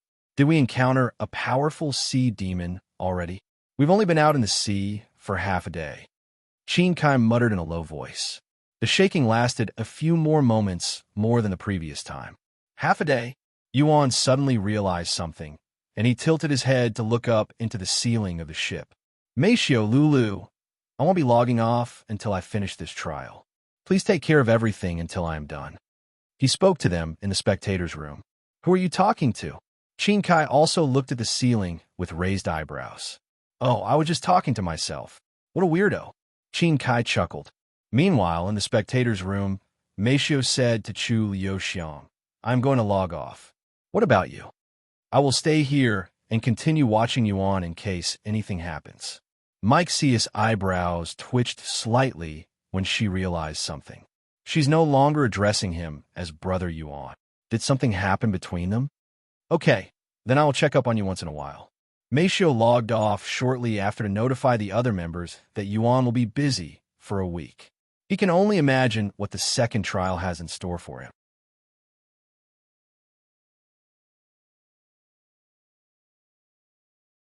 Chapter 677.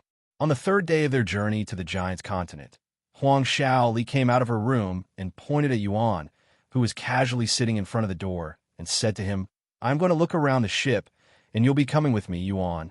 "What?" Yuan was dumbfounded by her request. "You encountered robbers just yesterday, and you already want to leave your room? That's a little dangerous if I have to be honest," he said to her. Furthermore, he didn't want to be separated from the rest of the family. What if they're attacked when he's away and dies? That would mean the end of the trial for him. "I will be fine. After all, you will be there to protect me if anything were to happen, right?" Huang Shaoli said with a smile on her face. "What about the rest of your family? I have to protect them as well. Have you already forgotten that we have other bodyguards beside you?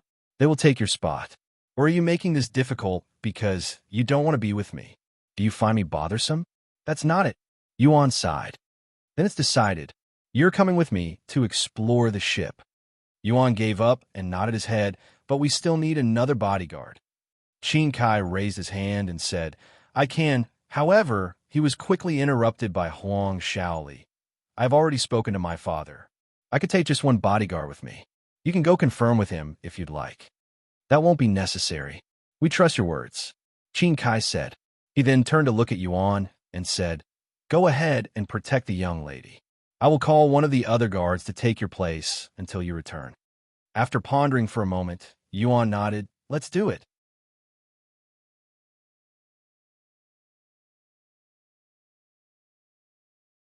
Chapter 678. All right, let's start with the array I just used on you. Huang Shaoli retrieved a manual and showed it to him. Body Shielding Array. Yuan read the title of the manual. How does one learn arrays?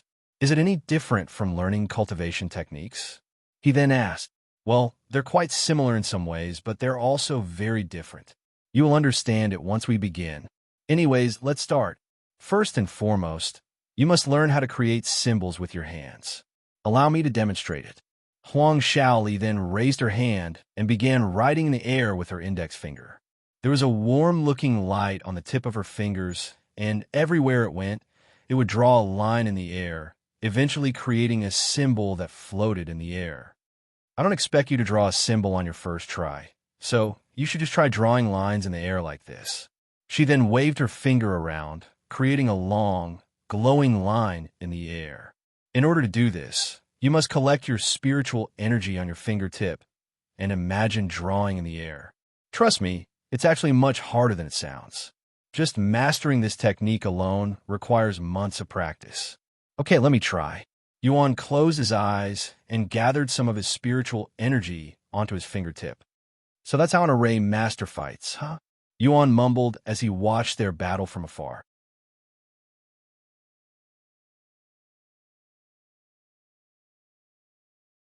Chapter 679. There are many ways an array master can fight. They can support the others like Dong Zhou is doing right now, or they can fight in the front line by themselves. It all depends on what they prefer and how confident they are in their own arrays. Some array masters may prefer supporting because they are not confident in their ability to fight, but that is not to say they don't have the capabilities to do so.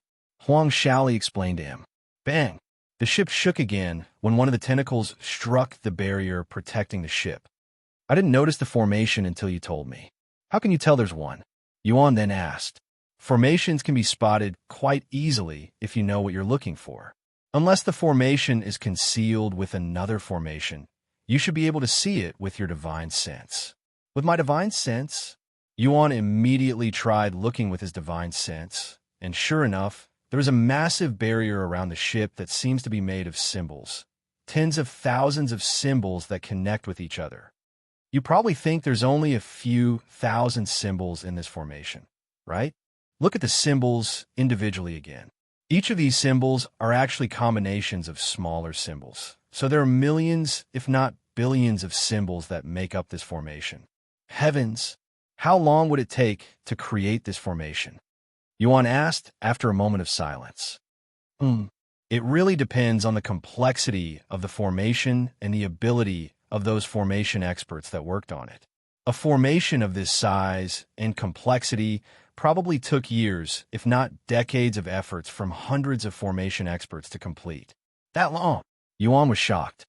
Of course, formations often require millions of symbols, and a single mistake can cause the whole formation to crumble. Unlike arrays that don't need as much attention since they require much fewer symbols. So even if you make a mistake, you can quickly fix it. Honestly, whenever the young master does something new, it feels more like he already has experience doing them, but just forgot about it. I know that sounds impossible, but it's how it feels sometimes. Feng Yuxiang shrugged.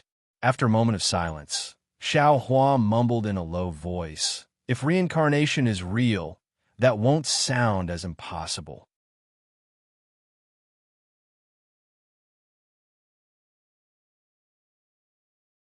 Chapter 680. Reincarnation? Do you believe the young master is the reincarnation of a powerful immortal in the past? Do you even believe in the concept of reincarnation at all? Feng Yuxiang looked at Xiao Hua with raised eyebrows.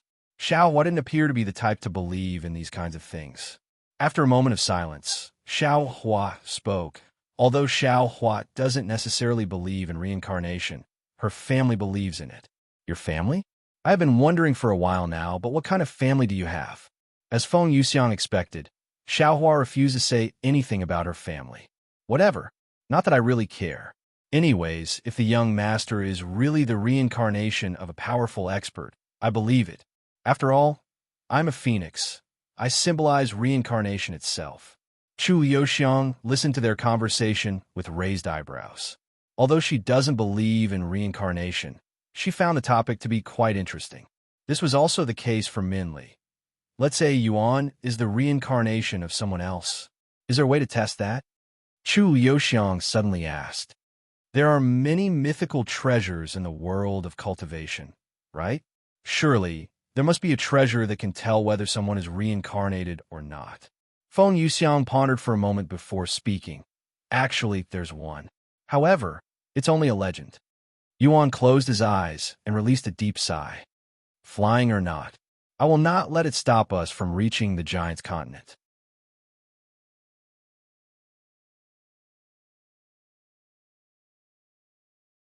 Chapter 681.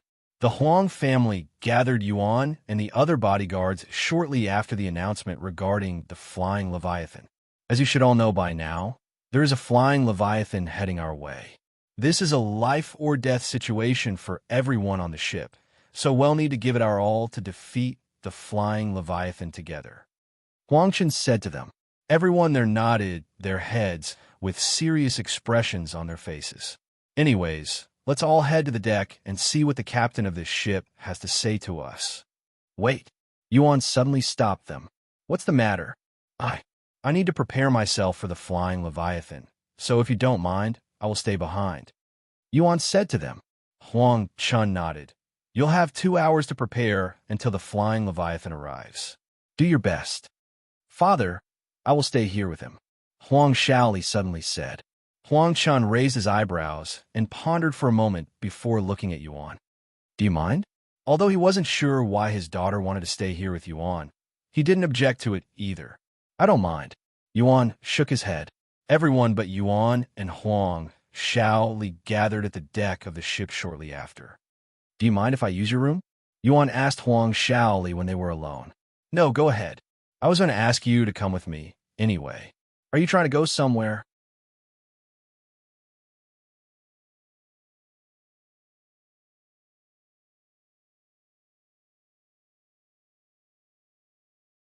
Chapter 682.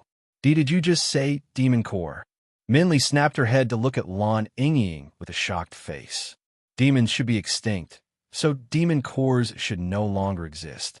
However, if some of them have managed to survive this long, then it would be an incredibly valuable, even priceless treasure. However, that wasn't even the most shocking part. Why would Yuan consume something like that?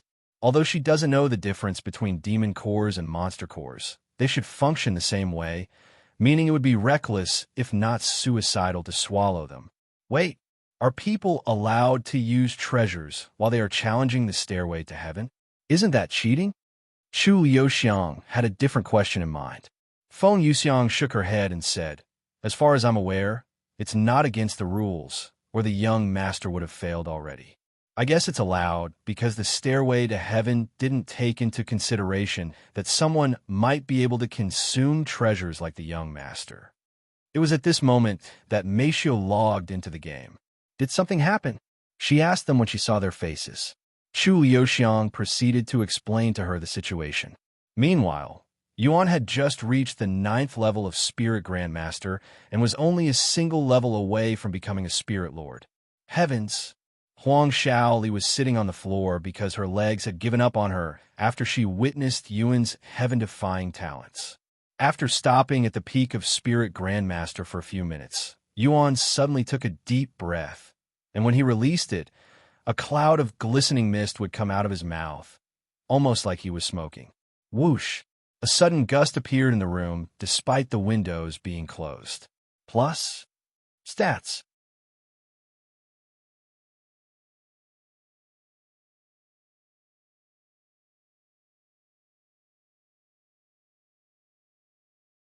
Chapter 683. Please, Yuan, you don't have to do this alone. Huang Shaoli banged on the barrier with her fists. However, Yuan merely shook his head at her before flying off the ship and towards the flying Leviathan's aura with the other cultivators, leaving pretty much just the Huang family and their bodyguards on board. Of course, the mortals and those that cannot fight also remained on the ship while everyone else went to greet the flying Leviathan far away from the ship, so their fight won't affect the ship and those on board.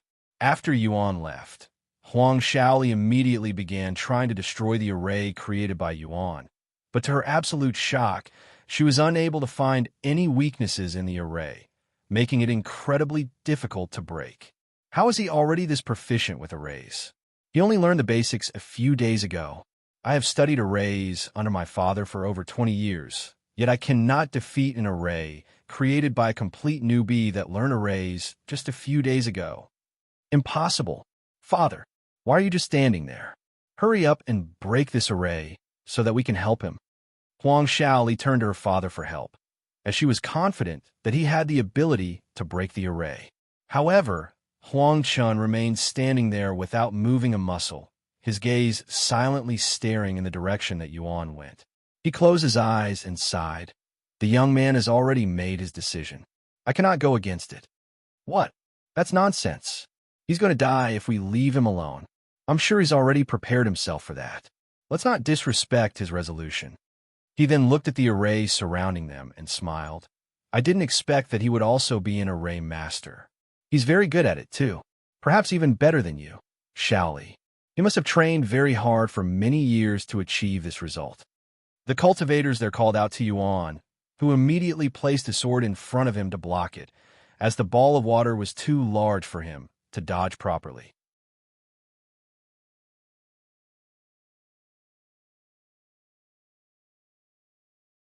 Chapter 684. Fuck, he's a goner. The cultivators there immediately thought Yuan had died from that attack and returned to fighting the flying Leviathan without checking his condition. After all, there was no way that a low-level spirit lord like him could survive a low-level spirit emperor's attack head-on and survive. After flying for almost 3 miles from the impact, Yuan finally managed to stop himself. Whoa! He released a sigh of relief when he realized that he was still alive. In fact, besides feeling a little numb in his arms, he didn't really feel any pain from the attack just now. With the invisible dragon cloak that doubles my defenses alongside my defensive arrays, I can survive even a Spirit Emperor's attack as long as I don't tank it with my bare body.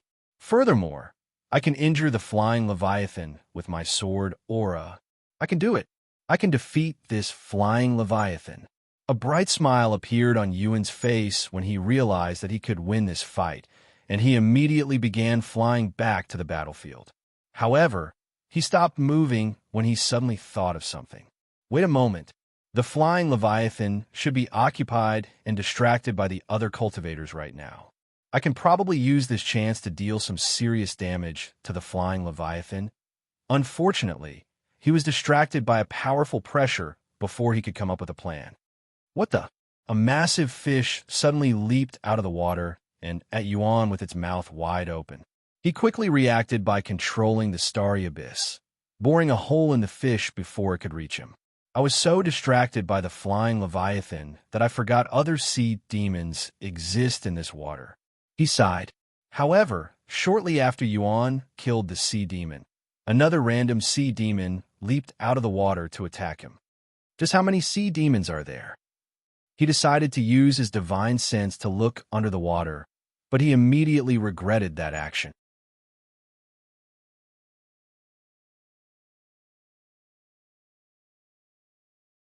Chapter 685. After killing the flying Leviathan, Yuan returned to the ship, but it was completely silent upon his arrival.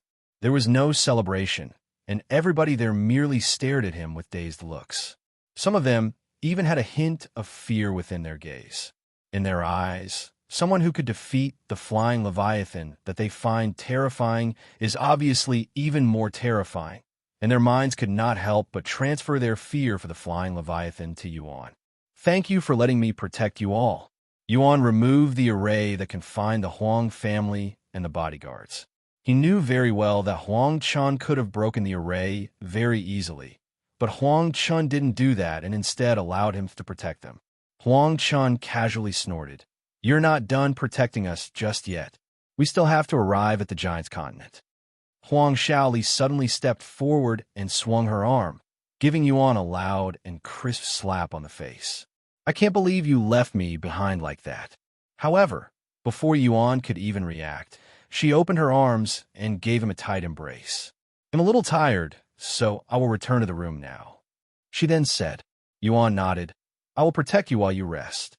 Everyone there eventually returned to their rooms, with nobody really leaving their rooms afterward. Sea demons still attacked the ship, but that wasn't a problem for the ship since most of the guard had survived the flying Leviathan's attack, allowing them to continue protecting the ship. Yuan's immediate response was to dodge this falling temple, but then he recalled the people below him and the trial. It was at this moment that he realized the true nature of this trial. If I dodge this falling temple, the people below me will die, and I will fail the trial, he cried inwardly.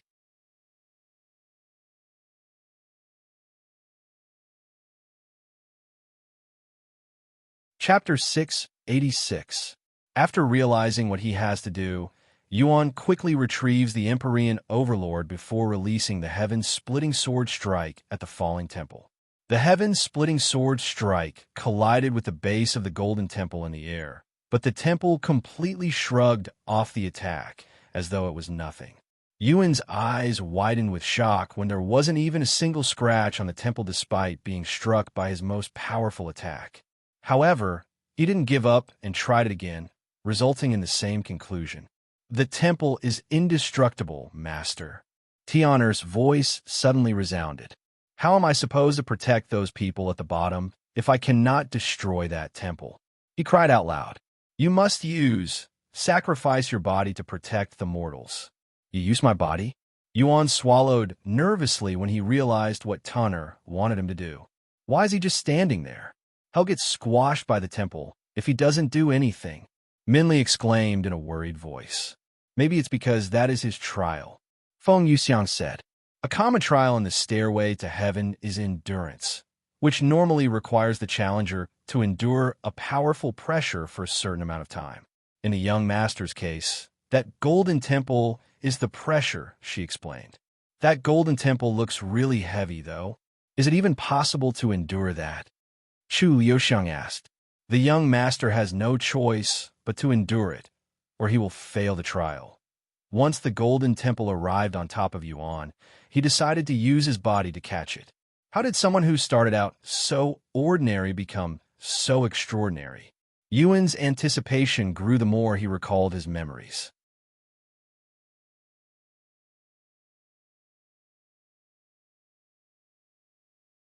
Chapter 687. I have been an outer court disciple for an entire year now, yet I am still a 4th-level spirit apprentice. At this rate, it will take another 3 years before I reach Spirit Warrior. Tianyang sighed as he sat inside his living quarters within the outer court of the Immortal Monastery. I thought that by becoming an official disciple, I would receive the sect's support by receiving plentiful resources to help my cultivation, but alas, how naive was I back then to believe such a thing. As an outer court disciple, I'm given a single spirit stone every 3 months to assist with my cultivation, but that spirit stone will only last us about a week if we cultivate sparingly. In order to acquire more resources, we must go into the hunting grounds or become an inner court disciple. However, I must enter the Spirit Master realm in order to apply for the inner court examination, and who knows how many years that will take me. If I want to grow stronger, I must enter the hunting grounds and find my own resources. With that in mind, Tianyang decided to enter the hunting grounds for the first time since he became an outer court disciple. The hunting grounds is a special area within the sect's territory where disciples go to hunt magical beasts and acquire treasures. Of course, all of this is within the sect's control, meaning that every magical beast and treasure found inside the hunting ground was put there by the sect to help their disciples. However, while the territory is under the sect's control, that didn't mean it wasn't a dangerous place. In fact, disciples can still lose their lives there, and it happens quite often. And with a single sword in hand, Tianyang left his living quarters to enter the hunting grounds. I would like to enter the hunting grounds, Tianyang said to the sect elder sitting outside the entrance. The sect elder became speechless after hearing his words. You're reckless and crazy. She left him alone after saying those words, but for some reason, she continued to watch over him from a distance.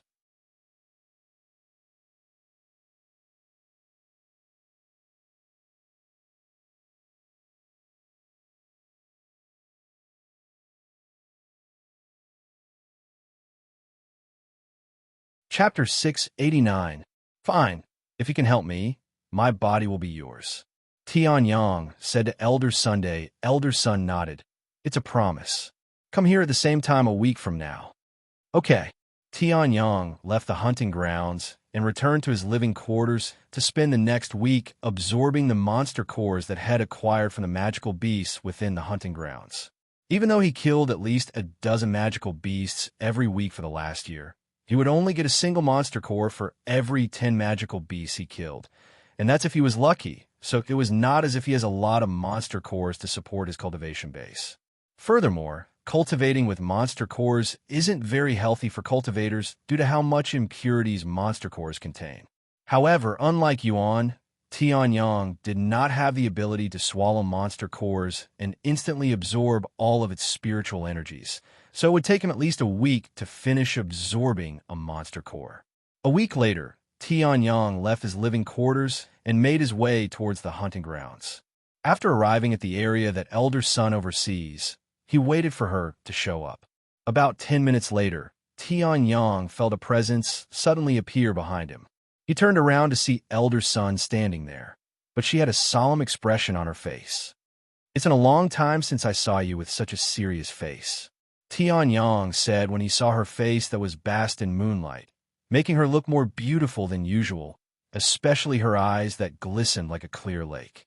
This made Yuan wonder what would happen if he didn't finish the bonus challenge and receive his reward. Would he lose the chance to regain a part of his memories forever? Or would it simply delay his process? Whatever is supposed to happen, he doesn't intend on finding out. 45 minutes later, Yuan has successfully endured 24 hours of this gruesome trial, putting an end to the third trial.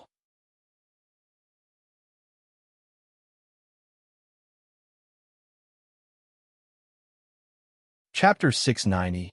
Ding! After receiving this notification, Yuan felt the weight on his body disappear, causing him to look up. The golden temple that had suddenly disappeared, replaced by a glowing orb of light that slowly approached Yuan's forehead.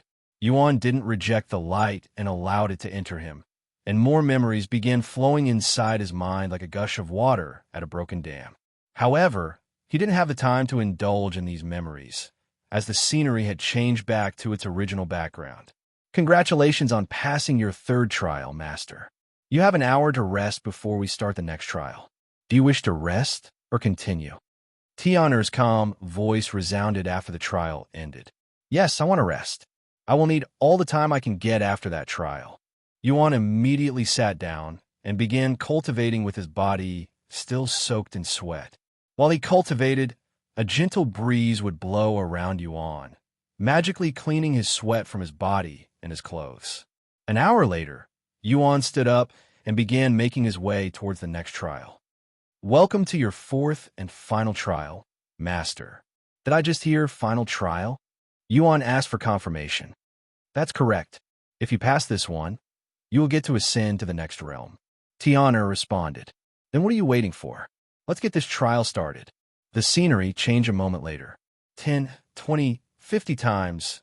Yuan had lost count of how many times Head repeated this tragedy, but he did not stop, and he continued to return to the immortal caves, hoping that Head be able to save her in time even once. Unfortunately, the stairway to heaven did not grant him that wish, and it continued to torture Yuan's soul in a never-ending cycle, where he's forced to watch Azure die by the demon's hands while he was only a few moments away from being able to save her.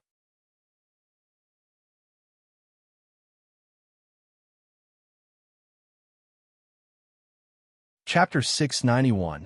What kind of trial is this? Meisho mumbled in a dazed voice as she watched Yuan defeat the demon multiple times.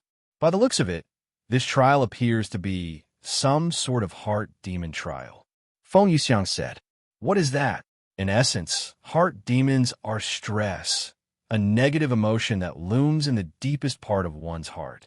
When someone experiences a traumatic event or something terrifying, there's a very high chance that whatever happened becomes their heart demon, and these negative emotions become a mental barrier, which hinders their cultivation from advancing. Heart demons are very common, and they exist in almost everyone, including mortals, but they affect cultivators the most. Heart demons can be formed by any kind of stress if it's strong enough. Fearing that you'll never find love, being insecure about your appearances, worrying about not being able to return your debt. Even one's obsessions can also become one's heart demon. As for the young master's trial, he will most likely have to defeat his heart demon in order to pass this trial. Feng Yuxiang sighed. So, basically anything emotional can become a heart demon? How does one even defeat their heart demon? Chu Liuxiang asked. It depends on their heart demon. If someone is insecure about their appearances, they need to stop being insecure. If one fears they cannot find love, they must stop fearing. In the young master's case, he must stop blaming himself for the death of that young lady. That sounds easier said than done. Chu Liuxiang shook her head. Of course, it's not easy to defeat one's heart demon, and even powerful immortals that can change another's fate can fall victim to their own heart demon. Furthermore, even if one manages to defeat their current heart demon, another one could show up in the future when they experience something emotional again. This is something all cultivators must confront at one point in their lives, and they either succumb to their heart demon or they defeat it. Feng Yuxiang sighed. Meanwhile, Yuan continued to repeat his nightmares. Damn it, why hasn't the trial ended already? I have defeated the demon countless times by now. Yuan cried out loud after being sent back to the ancestors' tomb.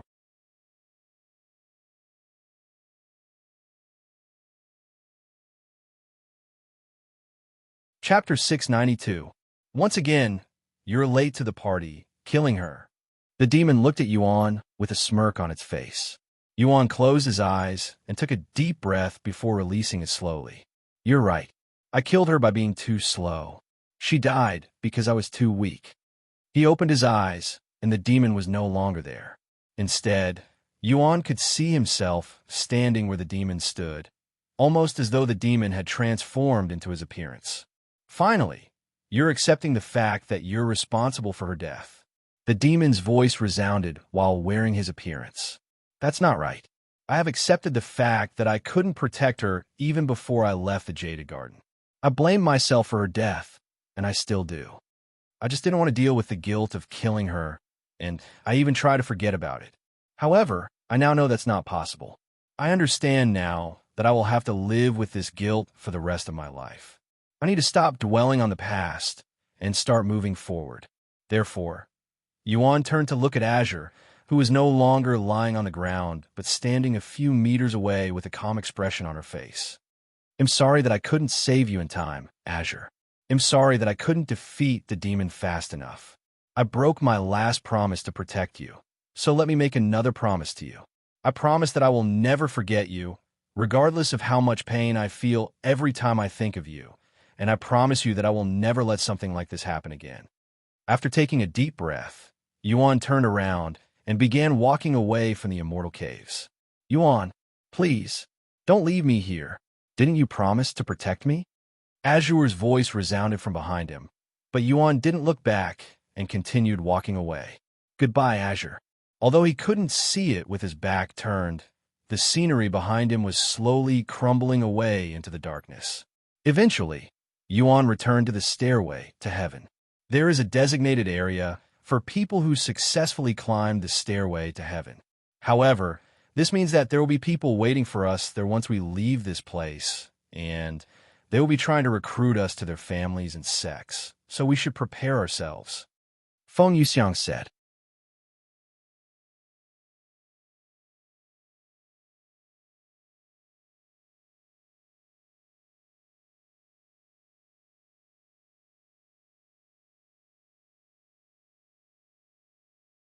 Chapter 694. Darling, you can use the bathroom now. Chu Liuxiang left the bathroom with nothing but her towel that was loosely wrapped around her slim body. I also changed the water in the bathtub for you. Thank you. Yuan calmly entered the bathroom shortly after. Inside the bathroom, Yuan tossed a handful of medicine leaves into the bathtub, and while he waited for the water to soak the medicine, he went to take a quick shower.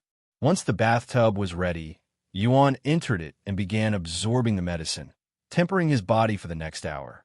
By the time he left the bathroom, Chu Liuxiang was already deep asleep while wearing her see-through pajamas. Yuan focused on her sleeping face for a moment before going to sleep himself.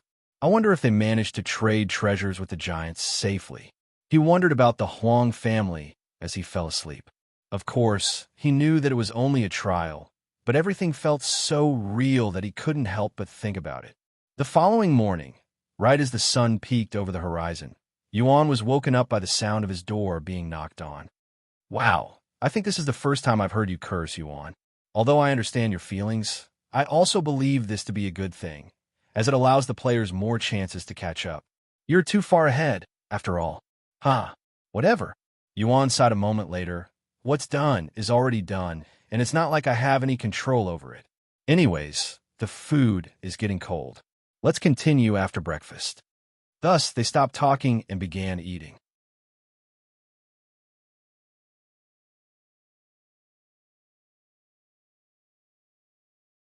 Chapter 695. After breakfast, Wang Ming asked Yuan, "What are you going to do now that you've ascended to the next world?" "I'm not sure yet. There's so much that I could do that I don't know where to start." Yuan shook his head. "Do you plan on ascending again?" "Of course. I want to reach the highest realm there is in. That will probably take a few years. Even then, I want to do it." "I have to." Yuan then asked the others, "What about you guys? Are you still in the lower heavens? Do you plan on ascending?" "I don't know about them, but I also intend on ascending soon," Wang Ming said, and he continued, "However, I need to prepare myself before I ascend. A lot of people ascended without any preparations, and many of these players have died shortly after arriving because they were not prepared for that place. The monsters there are simply too powerful for them. The worst part is that they're now stuck there without any way of returning to the lower heavens. That makes sense, since the spirit heaven's overall difficulty is higher than the lower heavens," Yuan said. "Despite that fact, there are still a lot of players ascending." Shi Lang sighed. "These players are so greedy for resources that they are blinded by the reality that most of them won't even be able to leave the city without getting killed by monsters that are far above their level. Anyways, I will also ascend once I finish preparing myself. Ever since I joined a faction and started living here, I have been spending more time in." Meishio could feel her heart trying to burst out of her chest after muttering these words that required all of her courage. Yuan was left speechless by her sudden question, and his mind immediately began scrambling for an answer.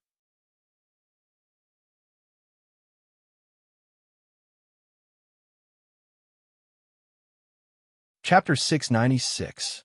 After a long moment of silence, Yuan sighed with a bittersweet smile on his face. "Asking me to choose between you or Lulu isn't fair, Meishio. You're both equally important to me, so I don't know what to say." Yuan chose his words wisely, so that he doesn't have to pick one and upset the other. However, Meishio wasn't satisfied with such an answer and continued to push him. "That doesn't answer my question. You can either pick one of us, or decide to not pick either of us." Yuan retreated into silence once again.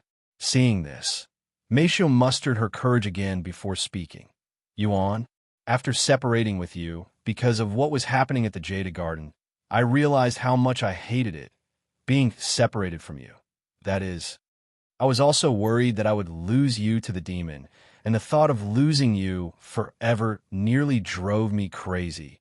She took a deep breath and continued, "I'm not asking you to abandon Lulu and choose only me, but I don't want you to leave me. You know, Lulu told me that she wouldn't mind sharing you with others as long as she could remain by your side. I didn't understand her feelings back then, and I even found it quite abnormal. However, I'm starting to understand her feelings now. As long as I get to stay by your side, I don't care if you choose to start a family with Lulu or whoever. You want me to start a family with you and Lulu? Can I do something like that? How does it even work?" Yuan asked after hearing her words. "It's definitely uncommon, but it's not impossible. I think the most important thing is that we all come to an agreement.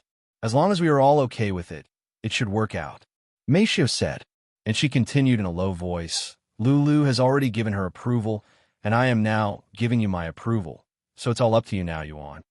Yuan began pondering Mike's words in silence. Meanwhile, Meishio started working on the front of his body. However, since Yuan was busy pondering for an answer, there was no response between his legs. She opened her arms and embraced him a moment later, and they both fell onto the bed. "Yuan, This is my commitment to you, my love for you, Meisho whispered in a low voice before she kissed him on the bed.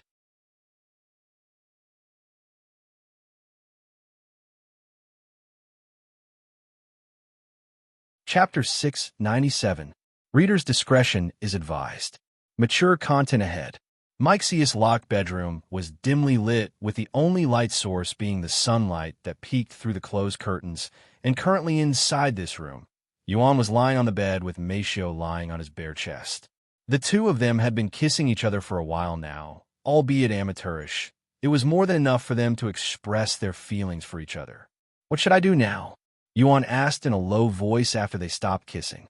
"You don't need to do anything, just lie down and let me do everything. This is also a lesson, after all," she responded in a similarly low voice. However, Meisho was no longer feeling nervous and bashful, and it was Yuan who was feeling such emotions, almost as though she had transferred all of these feelings to Yuan through kissing. Meisho suddenly began to kiss his body, slowly moving down with every kiss. And while she was doing that, she was also recalling what her mother taught her. Even though she had no experience in this sort of thing, Meifeng had made sure to drill enough information into her head through videos and books to make sure that she would satisfy Yuan properly when the time came. And that time is now. Once Meisho reached the lower parts of Yuan's body, she used her hand to slow stroke the throbbing rod between Yuan's legs, and it felt hotter than usual, most likely because it has been a while since he was last relieved. Meanwhile, Yuan watched Mike's every movement through his divine sense while being absorbed in this tingling sensation that was making his body filled with excitement. And it was a type of excitement that was different from what he was used to. And since he was using divine sense, he was able to see every inch of Mike's perfect body. Suddenly, Meisho changed her movements, and both of Yuan's eyebrows lifted with surprise when Meisho unexpectedly opened her mouth and placed his rod inside. I wasn't supposed to do that," Yuan asked in an innocent voice after he released everything into her, leaving Meisho speechless. "You're tuning into the Romance Rendezvous YouTube channel. We're so grateful for your support, and don't forget to subscribe to join us on this incredible journey through captivating stories. Your generosity through donations truly makes a world of difference, as it's the primary source of revenue that allows me to expand and enhance this channel for you. Thank you from the bottom of my heart for being a part of this adventure.